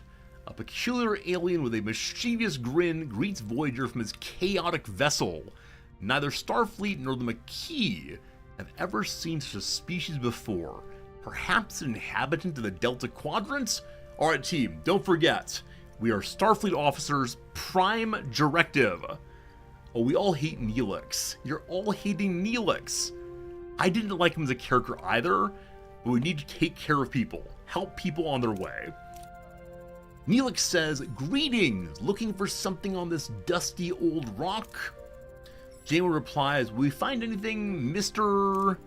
Neelix?" And says, "Neelix, never seen a ship like yours. Let me guess, you were whisked away from somewhere else in your galaxy and brought here against your will." Janeway agrees. Sounds as though you've heard this story before. Neelix says thousands of times, well, hundreds of times, maybe 50 times, but the caretaker has been bringing ships here for months now. Janeway asks, "The caretaker?" Neelix responds, "That's what the Ocampa call him. You probably snatched from your crew too, right? They're likely down on the planet with the Ocampa." "But Captain," continues Neelix, "it's a tricky place. Dangerous. You could use a guide. But of course, a guide needs a little, you know." Janeway agrees. Compensation seems fair. Neelix says, "Wonderful. To be honest, I've had it rough recently. Those pesky void voles have been nibbling away at my supplies. Some food and water would be most welcome." He doesn't even want money. He just wants food and water. We have replicators. He'll be fine. Janeway says, "If you help us find our missing crew, you can have all the food and water you want." That's a terrible, terrible deal. Work for us or starve and die. Is Janeway a capitalist? Neelix responds, "It's a deal." Also, I have to say, and this feels ridiculous, every time I see Neelix, I see his name as Netflix. I wonder if this game has a deal with the Netflix brand to help me remember to pay that subscription. Alright, we now have to rebuild Voyager and explore the systems, or skip cycles until Neelix is ready to talk. He was a real character in Voyager. He was. Yeah, he predated Netflix. Yes, no, I just mean when I see it now, in this... Oh, like they're putting him so frequently Exactly. in the game. Yeah, I was just making a joke. Ha ha hee hee. Product placement. Ha ha hee hee. Oh, ha ha hee hee. Thank you. How was your run? It's kind of warm out there. It is kind of warm up there. I'm glad you're home though. You can cool down, clean up. I found a nice new Indian place. Cool. Is it far away? No, Cool. We already have an Indian place we've attempted to be loyal to, but we could try. this place looks better. Who cares for relationships? What we care for is delicious Indian food. Care about quality. Care about quality. Plus, they're probably closed today because they're always closed on Mondays, aren't they? All right, we'll see. We We'll always see. try to go on Mondays and then they betray us. It also is a national holiday. Is the place open? Yeah. Well, in that case, maybe for dinner. We'll see. Not for dinner. Maybe for lunch. We'll see. Bye, sweetie. Bye. All right, so unfortunately, this part of the mission is now spend time building and repairing. I've already done that. I guess we can pop over and get this deuterium until Neelix is ready to talk. Why is he not ready to talk? Deploy the collectors to get 508 guaranteed. Fantastic. Fantastic. Also, Neelix is now part of our crew, but he's choosing not to talk. A Talaxian. He's been recruited. A Talaxian chef and self-appointed morale officer, Neelix sees himself as the ship's good soul. Warm-hearted and resourceful, he lifts the crew's spirits and shares his Delta Quadrant knowledge, though his cuisine isn't for everyone. Okay. I don't know where he should serve. Do you want to be science guy for right now? No. We don't have a 10 forward equivalent, do we? The kitchen or cafeteria. We have, the mess hall. There we go, thank you. There he goes. There he goes. He only has 2 skills. Diplomacy and some basic engineering skills. There he goes. I couldn't find him initially. Good. He's serving hell. He's not that bad. I think it's a meme to suggest that Neelix is the worst thing that's ever happened to the game. It's just not true. It's just not true. Alright, everything's been scanned and exploited here. Let's go back to Ocampa, please. Accept a comms request. Neelix says, what a delicious meal, a culinary masterpiece. I've never encountered a tangy but comforting, smooth yet vibrant concoction. What was it called again? Tuvok fires tomato soup. On a cold day, I agree with him. Tomato soup, grilled cheese sandwich is the height of human perfection. Neelix agrees, my goodness, tomato soup. I'm something of a culinary wizard myself, you know. My Alfarian hair pasta bowl is widely known for its bold, mouth-watering taste. Hair? Ugh.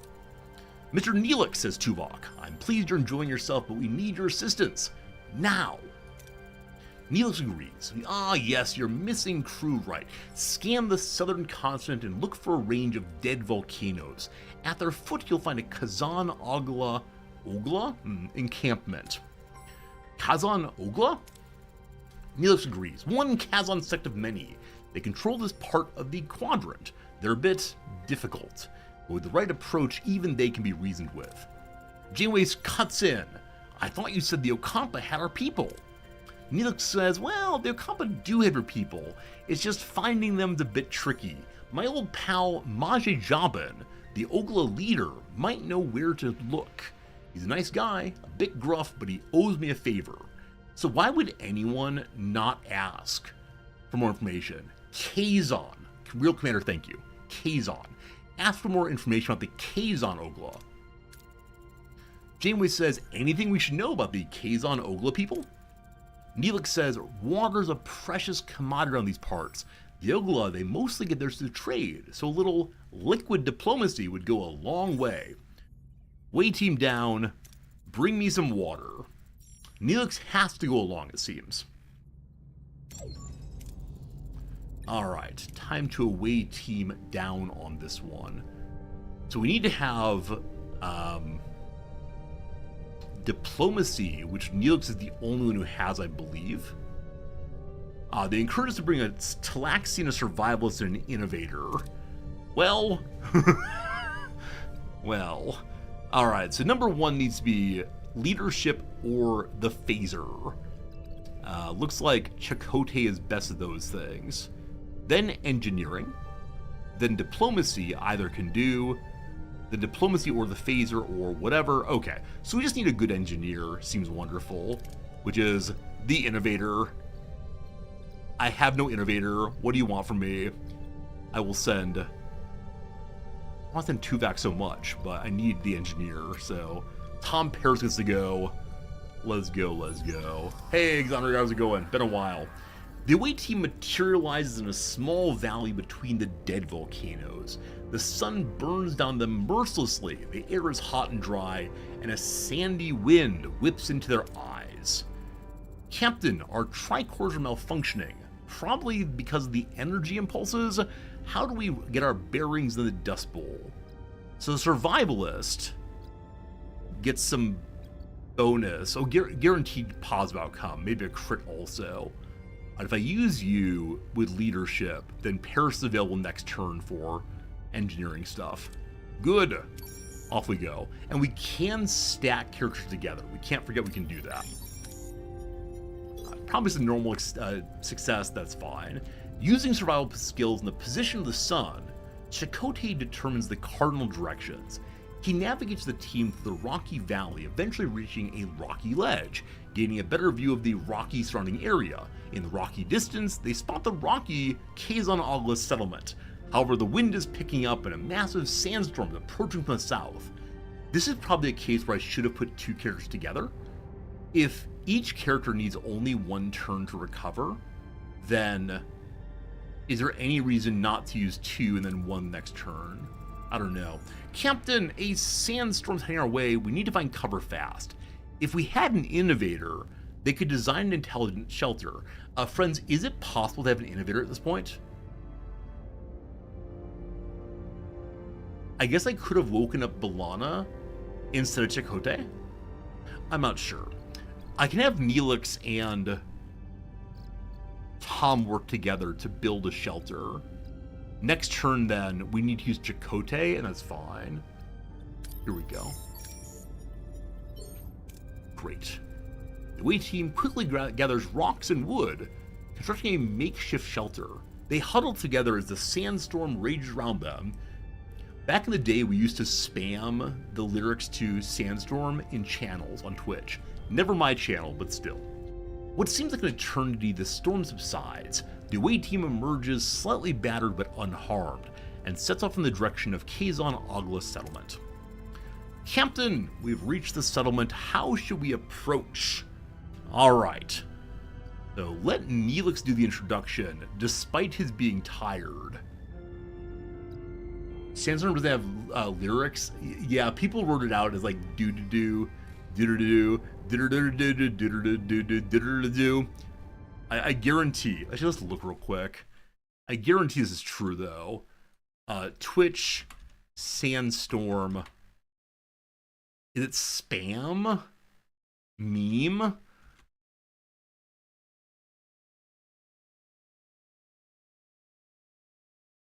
I thought there was something. Okay, maybe just spam the name. Okay, I know that, what's it called? I know there is one for take me by the hand to the land. Okay, this was just saying that and then using a Sandstorm emote. Twitch. Is it Aquaman? Aquaman taking by the hand?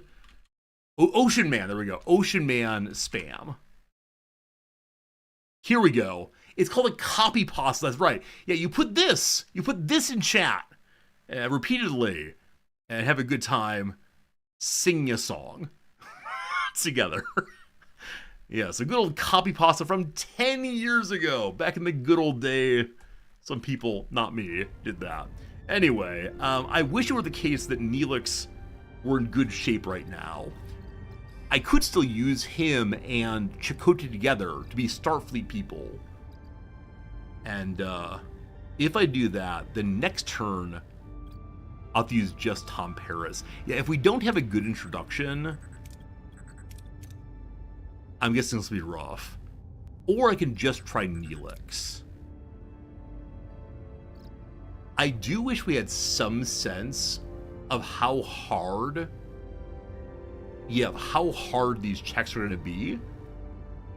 Because sometimes you need just two, then you need one. Gamble is Neelix. Hey, Nairo. How's it going, man? Good to see you, Nairo. It's been quite a while, actually, but awesome to see you. Gamble with just Neelix. Fatfish 100. You've drawn my ire. Neelix's boisterous greeting does not seem to have any effect. The women and children seem to recognize him, but they back away with grim expressions. The men approach cautiously, weapons in hand. A tall Kazon emerges from the settlement, Jabin, their leader. At the sign of Neelix, his face turns red with rage. In the background, a badly bruised young woman who looks nothing like the Kazon, but more like a human with pointy ears, peers around a corner. Seems like the Kazon don't find Neelix as charming as he led us to believe. How should we appease them, Captain? We can demonstrate strength. We can guaranteed assure them we have no bad intentions. And then next turn, have Paris announce these from Starfleet. These poor tired people working over and over again. The away team calmly explains their peaceful intentions, emphasizing their desire to find their missing crew. Their diplomatic approach eases the tension, and Jabin explains the Ocampa live underground, their access controlled by the caretaker, who also provides their only source of water. As proof, Jabin points to the bruised woman he's holding as a slave, an Ocampa! He explains that she is one of the few who have managed to reach the surface. Suddenly, Neelix grabs a phaser. He points at Jabin and demands the Ocampa woman be freed. Plus 100 morale, apparently. The crew is happy with me for being diplomatic. Sometimes certain approaches and away missions bear additional risks.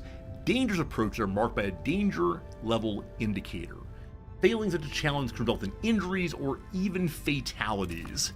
They're to kill Harry Kim. Things are getting out of hand, Captain. We should retreat. All right, this is the last challenge, it seems. We can appease and carefully withdraw. We can tactical retreat. Or we can secure our retreat with phaser fire. Everybody get to work. Tactical retreat. Let's go, let's go. Really? Really? We never get good things. Using their tactical training, the away team identifies the safest escape route and quickly retreats.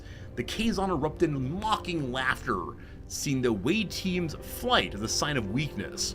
Despite the taunts, the away team manages to escape with no casualties. Did we not save the Okampa? I know that's Neelix's girlfriend. She's also very annoying.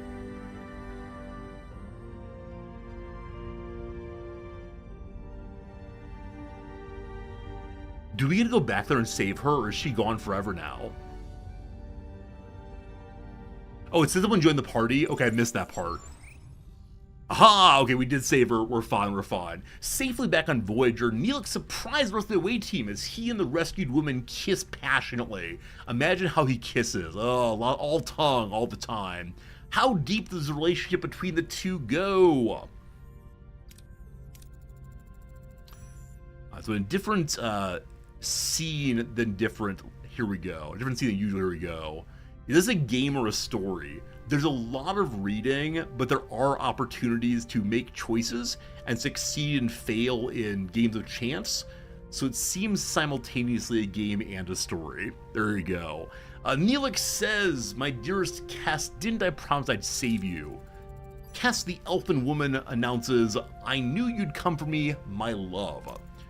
Janeway is very unhappy, announcing, demanding, "You lied and endangered my crew.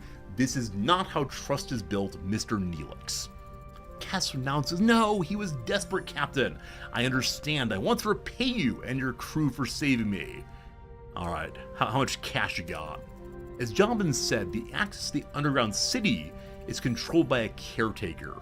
There's a tunnel, but the caretaker sealed it with a security barrier.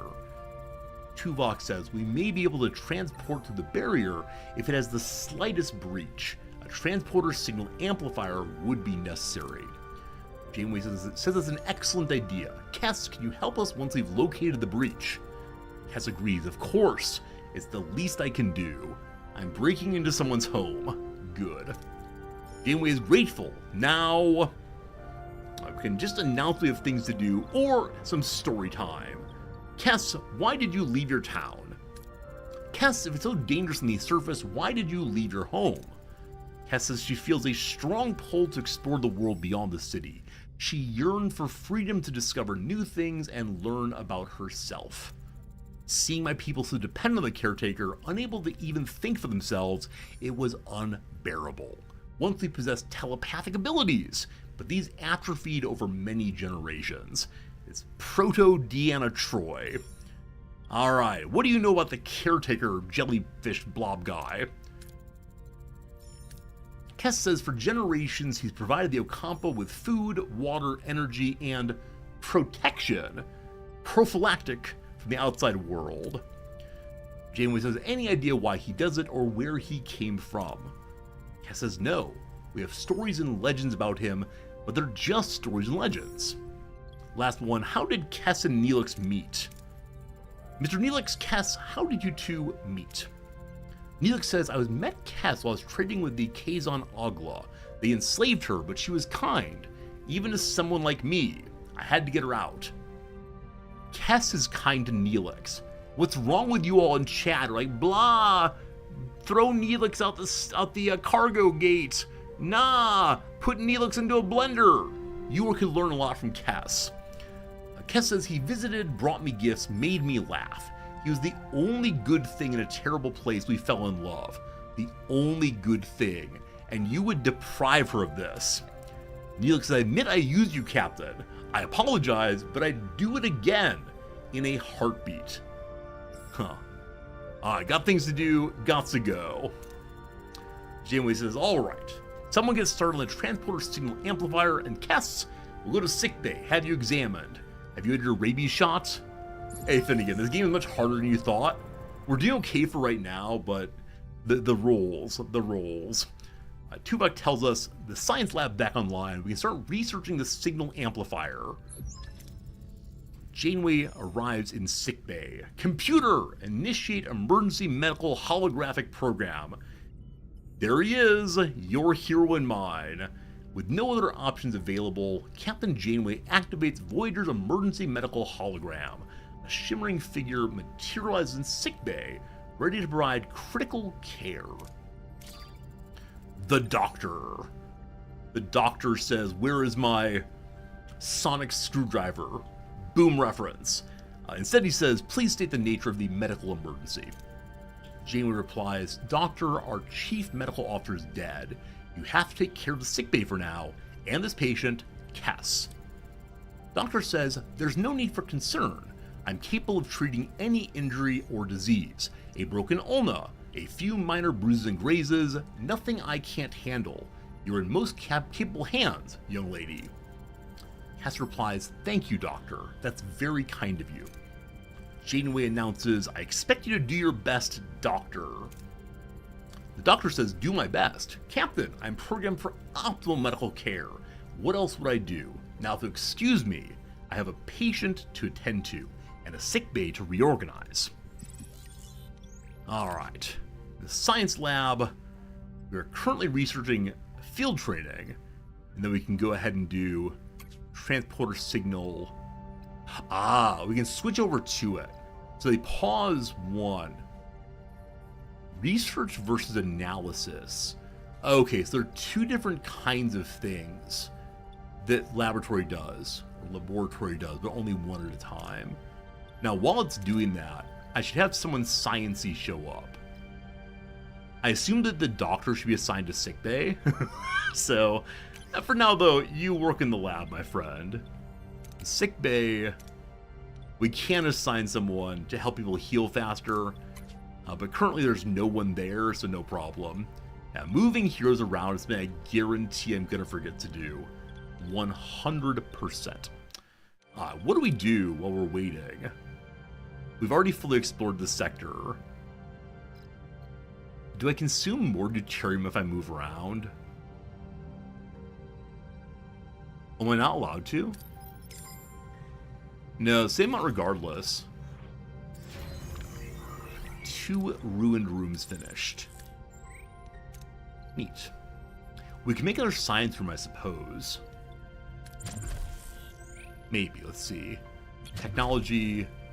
Science lab requires 30 of the special material I don't have right now. So really all I can make are bedrooms and engineering bays and cargo bays. Yeah, I think we'll leave these open for now. Is there anything else to dig out on the available floors? Nope. Looks like nope. Can't repair shuttle bay. I believe I've done everything I can do in the ship for right now. Ensign Agram announces, "Captain, I hate to be the bearer of bad news, but the cargo bay is overflowing. If we find any more of the resource, we'll have nowhere to put it. We would just hate to leave it behind. I was wondering if you could expand our storage capacity, perhaps with a new cargo bay." Okay, so I didn't realize we could only hold 100 of the iron-atanium, steel-atanium, durability-atanium. There we go. All right, you want a cargo bay, my friend? I think it's a 3-wide, unfortunately. Is that true? Yeah, the 3-wide, unfortunately. Luckily, we have that space up here somewhere. Glorious. Durasteel, thank you. Sounds like Duralog. Okay. That's all done for now. How do I clear these? Possibly by clicking on each of them. Right click does it, actually. Good. Time to fly around until the science laboratory is done. Or how do I just pass time? Research is done. We can now craft this signal amplifier. Access the tech tree to research new upgrades. This way you can upgrade rooms or unlock passive bonuses to improve efficiency. Certain technologies first require an upgrade of the tier of the technological capacity. Unlocking a new tech costs research points. Research points are produced by active science labs, but also in away missions. Captain's, the blueprints for the signal amplifier are complete. However, to start production, we need to repair the workshop. Workshop repaired, Captain. We can start production of the signal amplifier. Alright. We need to make a signal amplifier and use some resources. That is wonderful. Need an engineer. I don't know what the transporter room does. Oh, transporter room gives more points to away missions. So you can engineer for a while instead. Lovely, lovely, lovely. Okay, so that is building. While that's building, we can now return to the science lab and get back to researching field training. Awesome. Awesome, awesome, awesome. Looks a bit like Fallout Shelter. Maybe so. I think I played a little Fallout Shelter. Now, to me, this always is like XCOM game. This is the first kind of, the first kind of game I ever played with this side view on the base was the old XCOM. Also, we are over the good mood cap. Like, they're different segments. That's the word. Yeah, different segments of morale. I think we get some bonus maybe for being over this. Do we? Yes, high morale here. 10% on hero attributes, less time for building and such, and 20% hero ability cooldown in combat. Combat? We've yet to have any combat. What's that even mean? Looks like Sim Elevator. That's good too. I like that very much. Are we passing time just by sitting here? I don't know if we are. We're still in 66. I mean, we are going in circles. I think it might go faster if I fly around. X go faster? Hey, thank you. The X key saves me from... X, please. There we go. Field training researched. Glorious. What else is available to research now? Please go away, thing. Please go away. We can do inspired workforce. Even more bonuses from high morale. That's insanely cool. So does that mean like the 10% bonus on hero abilities is 12%? Or is it instead 30%? I assume 12. The signal amplifier has been completed, is ready for use, Captain. It'd be wise to make haste back to the Ocampa. Okay. There is nothing else we can make in crafting. So these people hang out and consume all the energy. Speaking of which, we have 27 positive energy. Because we're about to do a away mission, I should go ahead and throw teleporter room. There it is. Transporter, not teleporter, sorry. I don't think we're in a fight. Are we? I don't know the storyline well enough, unfortunately. Tom Paris will go there and help a little bit. Alright. I believe this will be the last part of the stream today. Once we go do this away mission, that will be that. Here we go! Here we go. Tess must go. Ideally, we want an Ocampa person. We have that. So, we need leadership and phaser and science. There's no need for diplomacy. Now, Tuvok is my favorite character in all of Star Trek. Is that true? That might be too strong. I like Tuvok a whole bunch. I'll need to think about where he fits in things. So I kind of want to send him on every mission. But if he dies, I'm going to be so unbelievably unhappy. Like, profoundly, profoundly unhappy. We need someone who can do some engineering stuff. You know, Neelix, you can go down too. Have a little love match on the way. A little love match on the way. Alright, good luck, team. Upon materializing near the tunnel entrance, a group of Kazon is already there, tinkering with the security barrier in frustration. As soon as they notice the away team, they draw their weapons. The cowards have returned, some of them shout. Oh, you know what? Security Officer Odo in Deep Space Nine. I think they probably play very similar roles in the show. Despite my general beliefs on the necessity of the state to maintain order, I recognize that I might actually like the person who is the symbol of authority and order in the show. Like, I might really be into security officers. And that's a problem. This is the fascism deep inside me, I'm afraid. Alright, if we want to, we can chase the Kazon around with phaser fire. Or we can take cover, prepare for coordinated attack. Or we can create a diversion with a makeshift explosive device. We're 3 points away here, or 7 points away here. So we're more likely to win if we go with Neelix. Okay, if I go ahead and try to use Tuvok here, the next turn I need science or engineering, which we do have available. Alright, we chase him away. Please succeed. Excellent. Tuvok, my boy. All good. The away team quickly returns fire with their phasers. The Kazon, though initially confident, are surprised by the away team's strong resistance. After a short but intense firefight, the Kazon are forced to retreat. The away team then proceeds to the tunnel entrance. Captain, we've reached the tunnel entrance, using the transporter signal amplifier now to find possible breaches in security barrier. Okay, if I use my fatigued character, what happens? I guess what happens is they remain fatigued.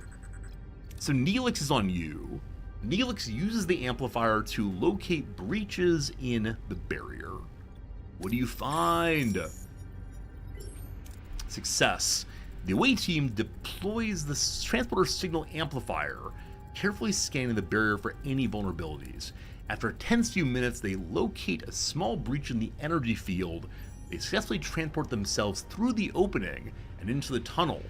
Beyond the barrier, the tunnel opens into a breathtaking sight. Embedded into a large cavern is a futuristic environment with smooth white walls glowing in warm white light and sprinkled with patches of green. This is the Ocampa city. Captain, we're inside the city, but it's a maze of streets and chambers. How should we proceed to find Harry and B'Elanna? So Kes can lead the search. We get 200 happiness, and she guarantees succeeds. And we then have Tuvok for next turn if need be. Nice. No great success, but good enough. She approached the group of Ocampa, respectfully asking for assistance in locating the missing Harry and B'Elanna. The Ocampa, touched by her concern, eagerly provide directions to the medical facility. The away team eventually finds their crew members. Oh, are these crew members? No, we're not getting 200 crew members. I think that is morale. Anyway, they find the crew members awake but disoriented, surrounded by strange medical equipment. B'Elanna, wary of the unfamiliar faces, instinctively reaches for a weapon.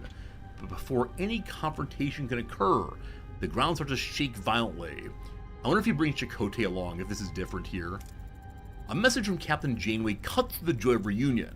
The caretaker array has apparently repositioned itself and is now firing at the tunnel entrance. We need to get out of here. We can lead the team through the collapsing tunnels, or have Tuvok begin just firing wildly, taking things apart and succeeding for sure. How about a critical win? What's up, Noyazer? Good seeing ya. Ah, critical success! What does that give us then? It's our first critical success. The away team clears a path through the collapsing tunnels, using phasers to blast away debris and create a safe passage.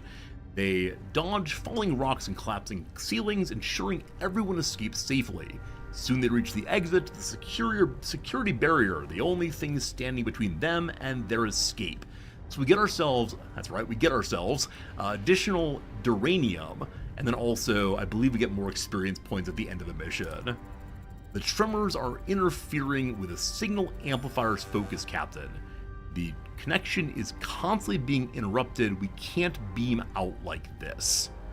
Alright.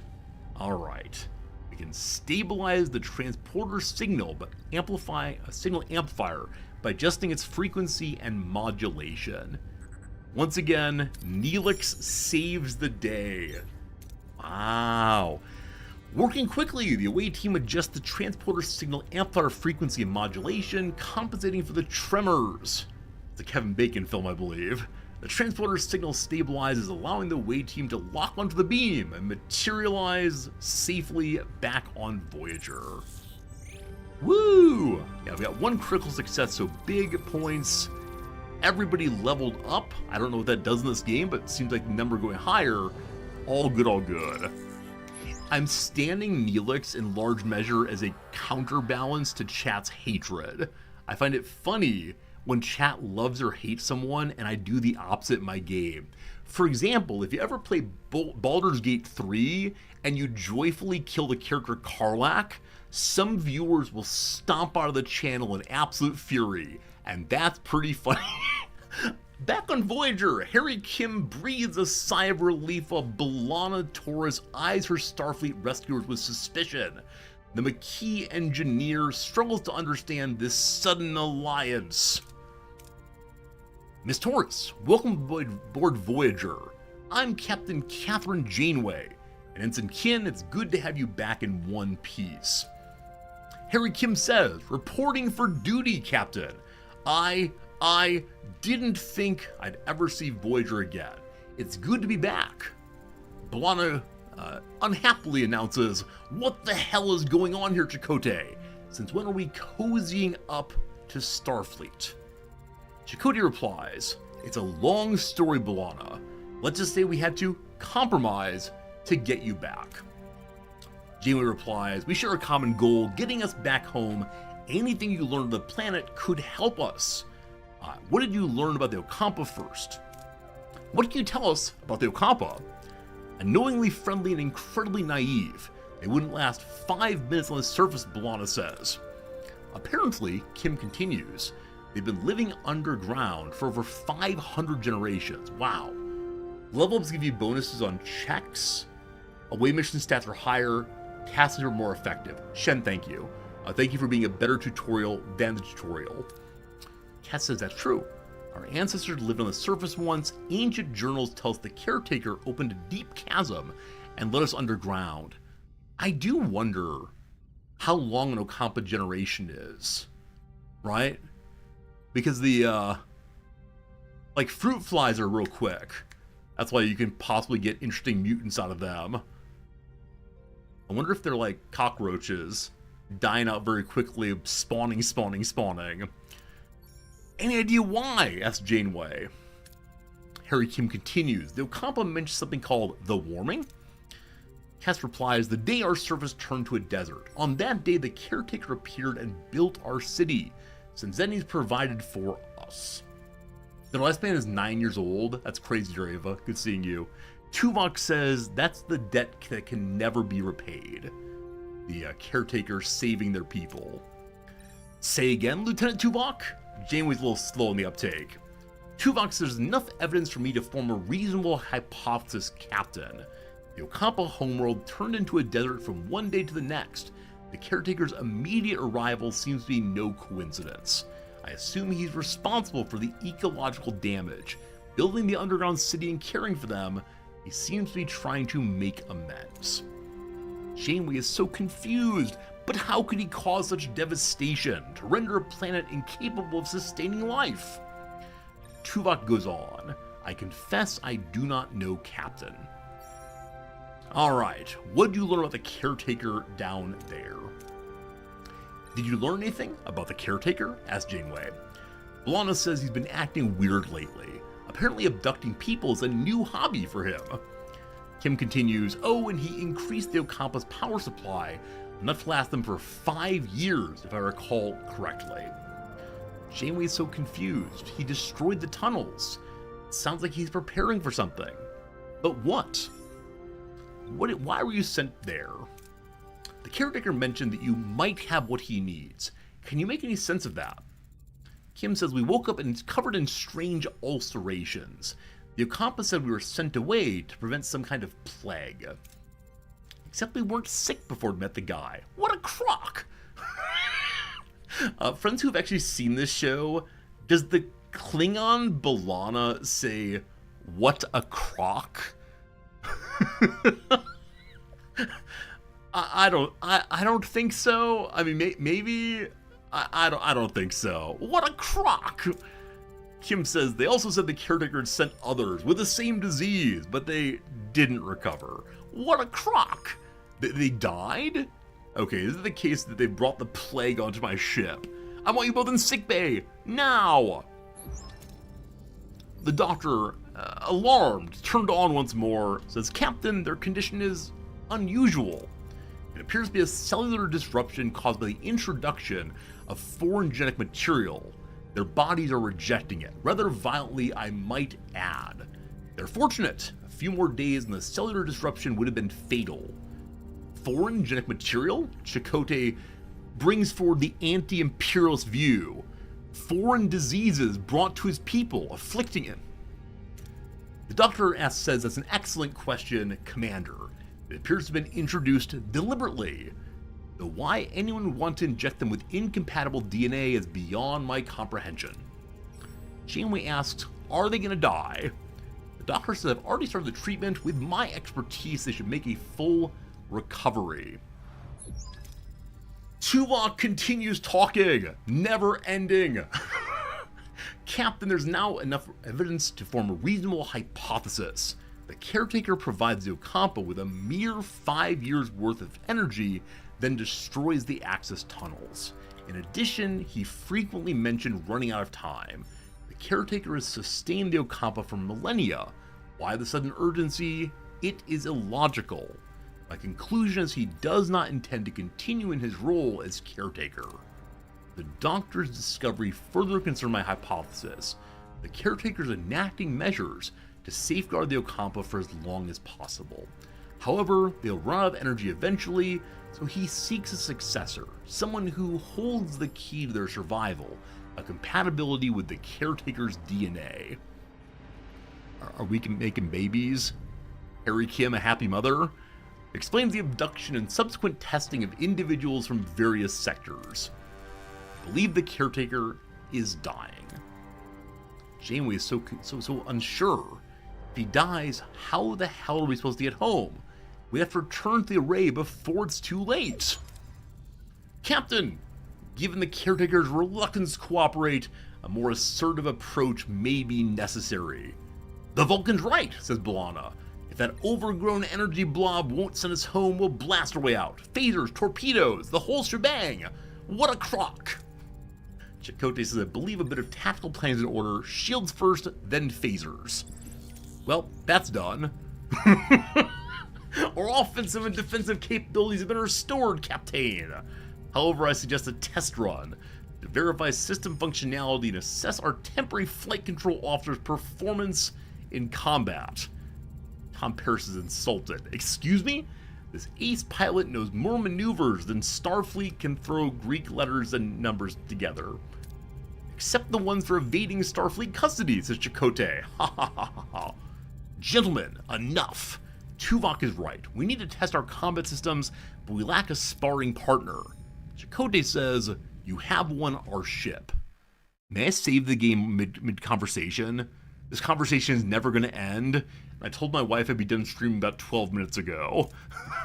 Seriously, Chakotay, all the Maquis on the Voyager as Starfleet target practice? What could possibly go wrong? B'Elanna, focus. We need preparation. I will pilot the Voyager, Captain. Just remember to set your phasers to simulation. Janeway says, I'll keep it in mind, Commander. Tutorial! Yeah. No, I don't... I want to do other things. Am I gonna have to leave the game on overnight? Or has there been an autosave at some point in the recent years? The left click it, or the escape key, it does nothing now. I need to go. Friends, it's been a fun time. I need to go away though. I thank you for your kind community spirit today, hanging out with me. It was a good time. Tomorrow I will return. We'll play some more of this game. We'll see how far we can get in it. I'm going to use the old Control-Alt-Delete, what my grandfather used to call the 3-finger shuffle, to quit us out of this one. Goodbye, Star Trek Voyager. See you again another time soon. Sincerely, folks, it was a good one. I appreciate you. Thank you for hanging out. See you tomorrow. goodbye. Yes.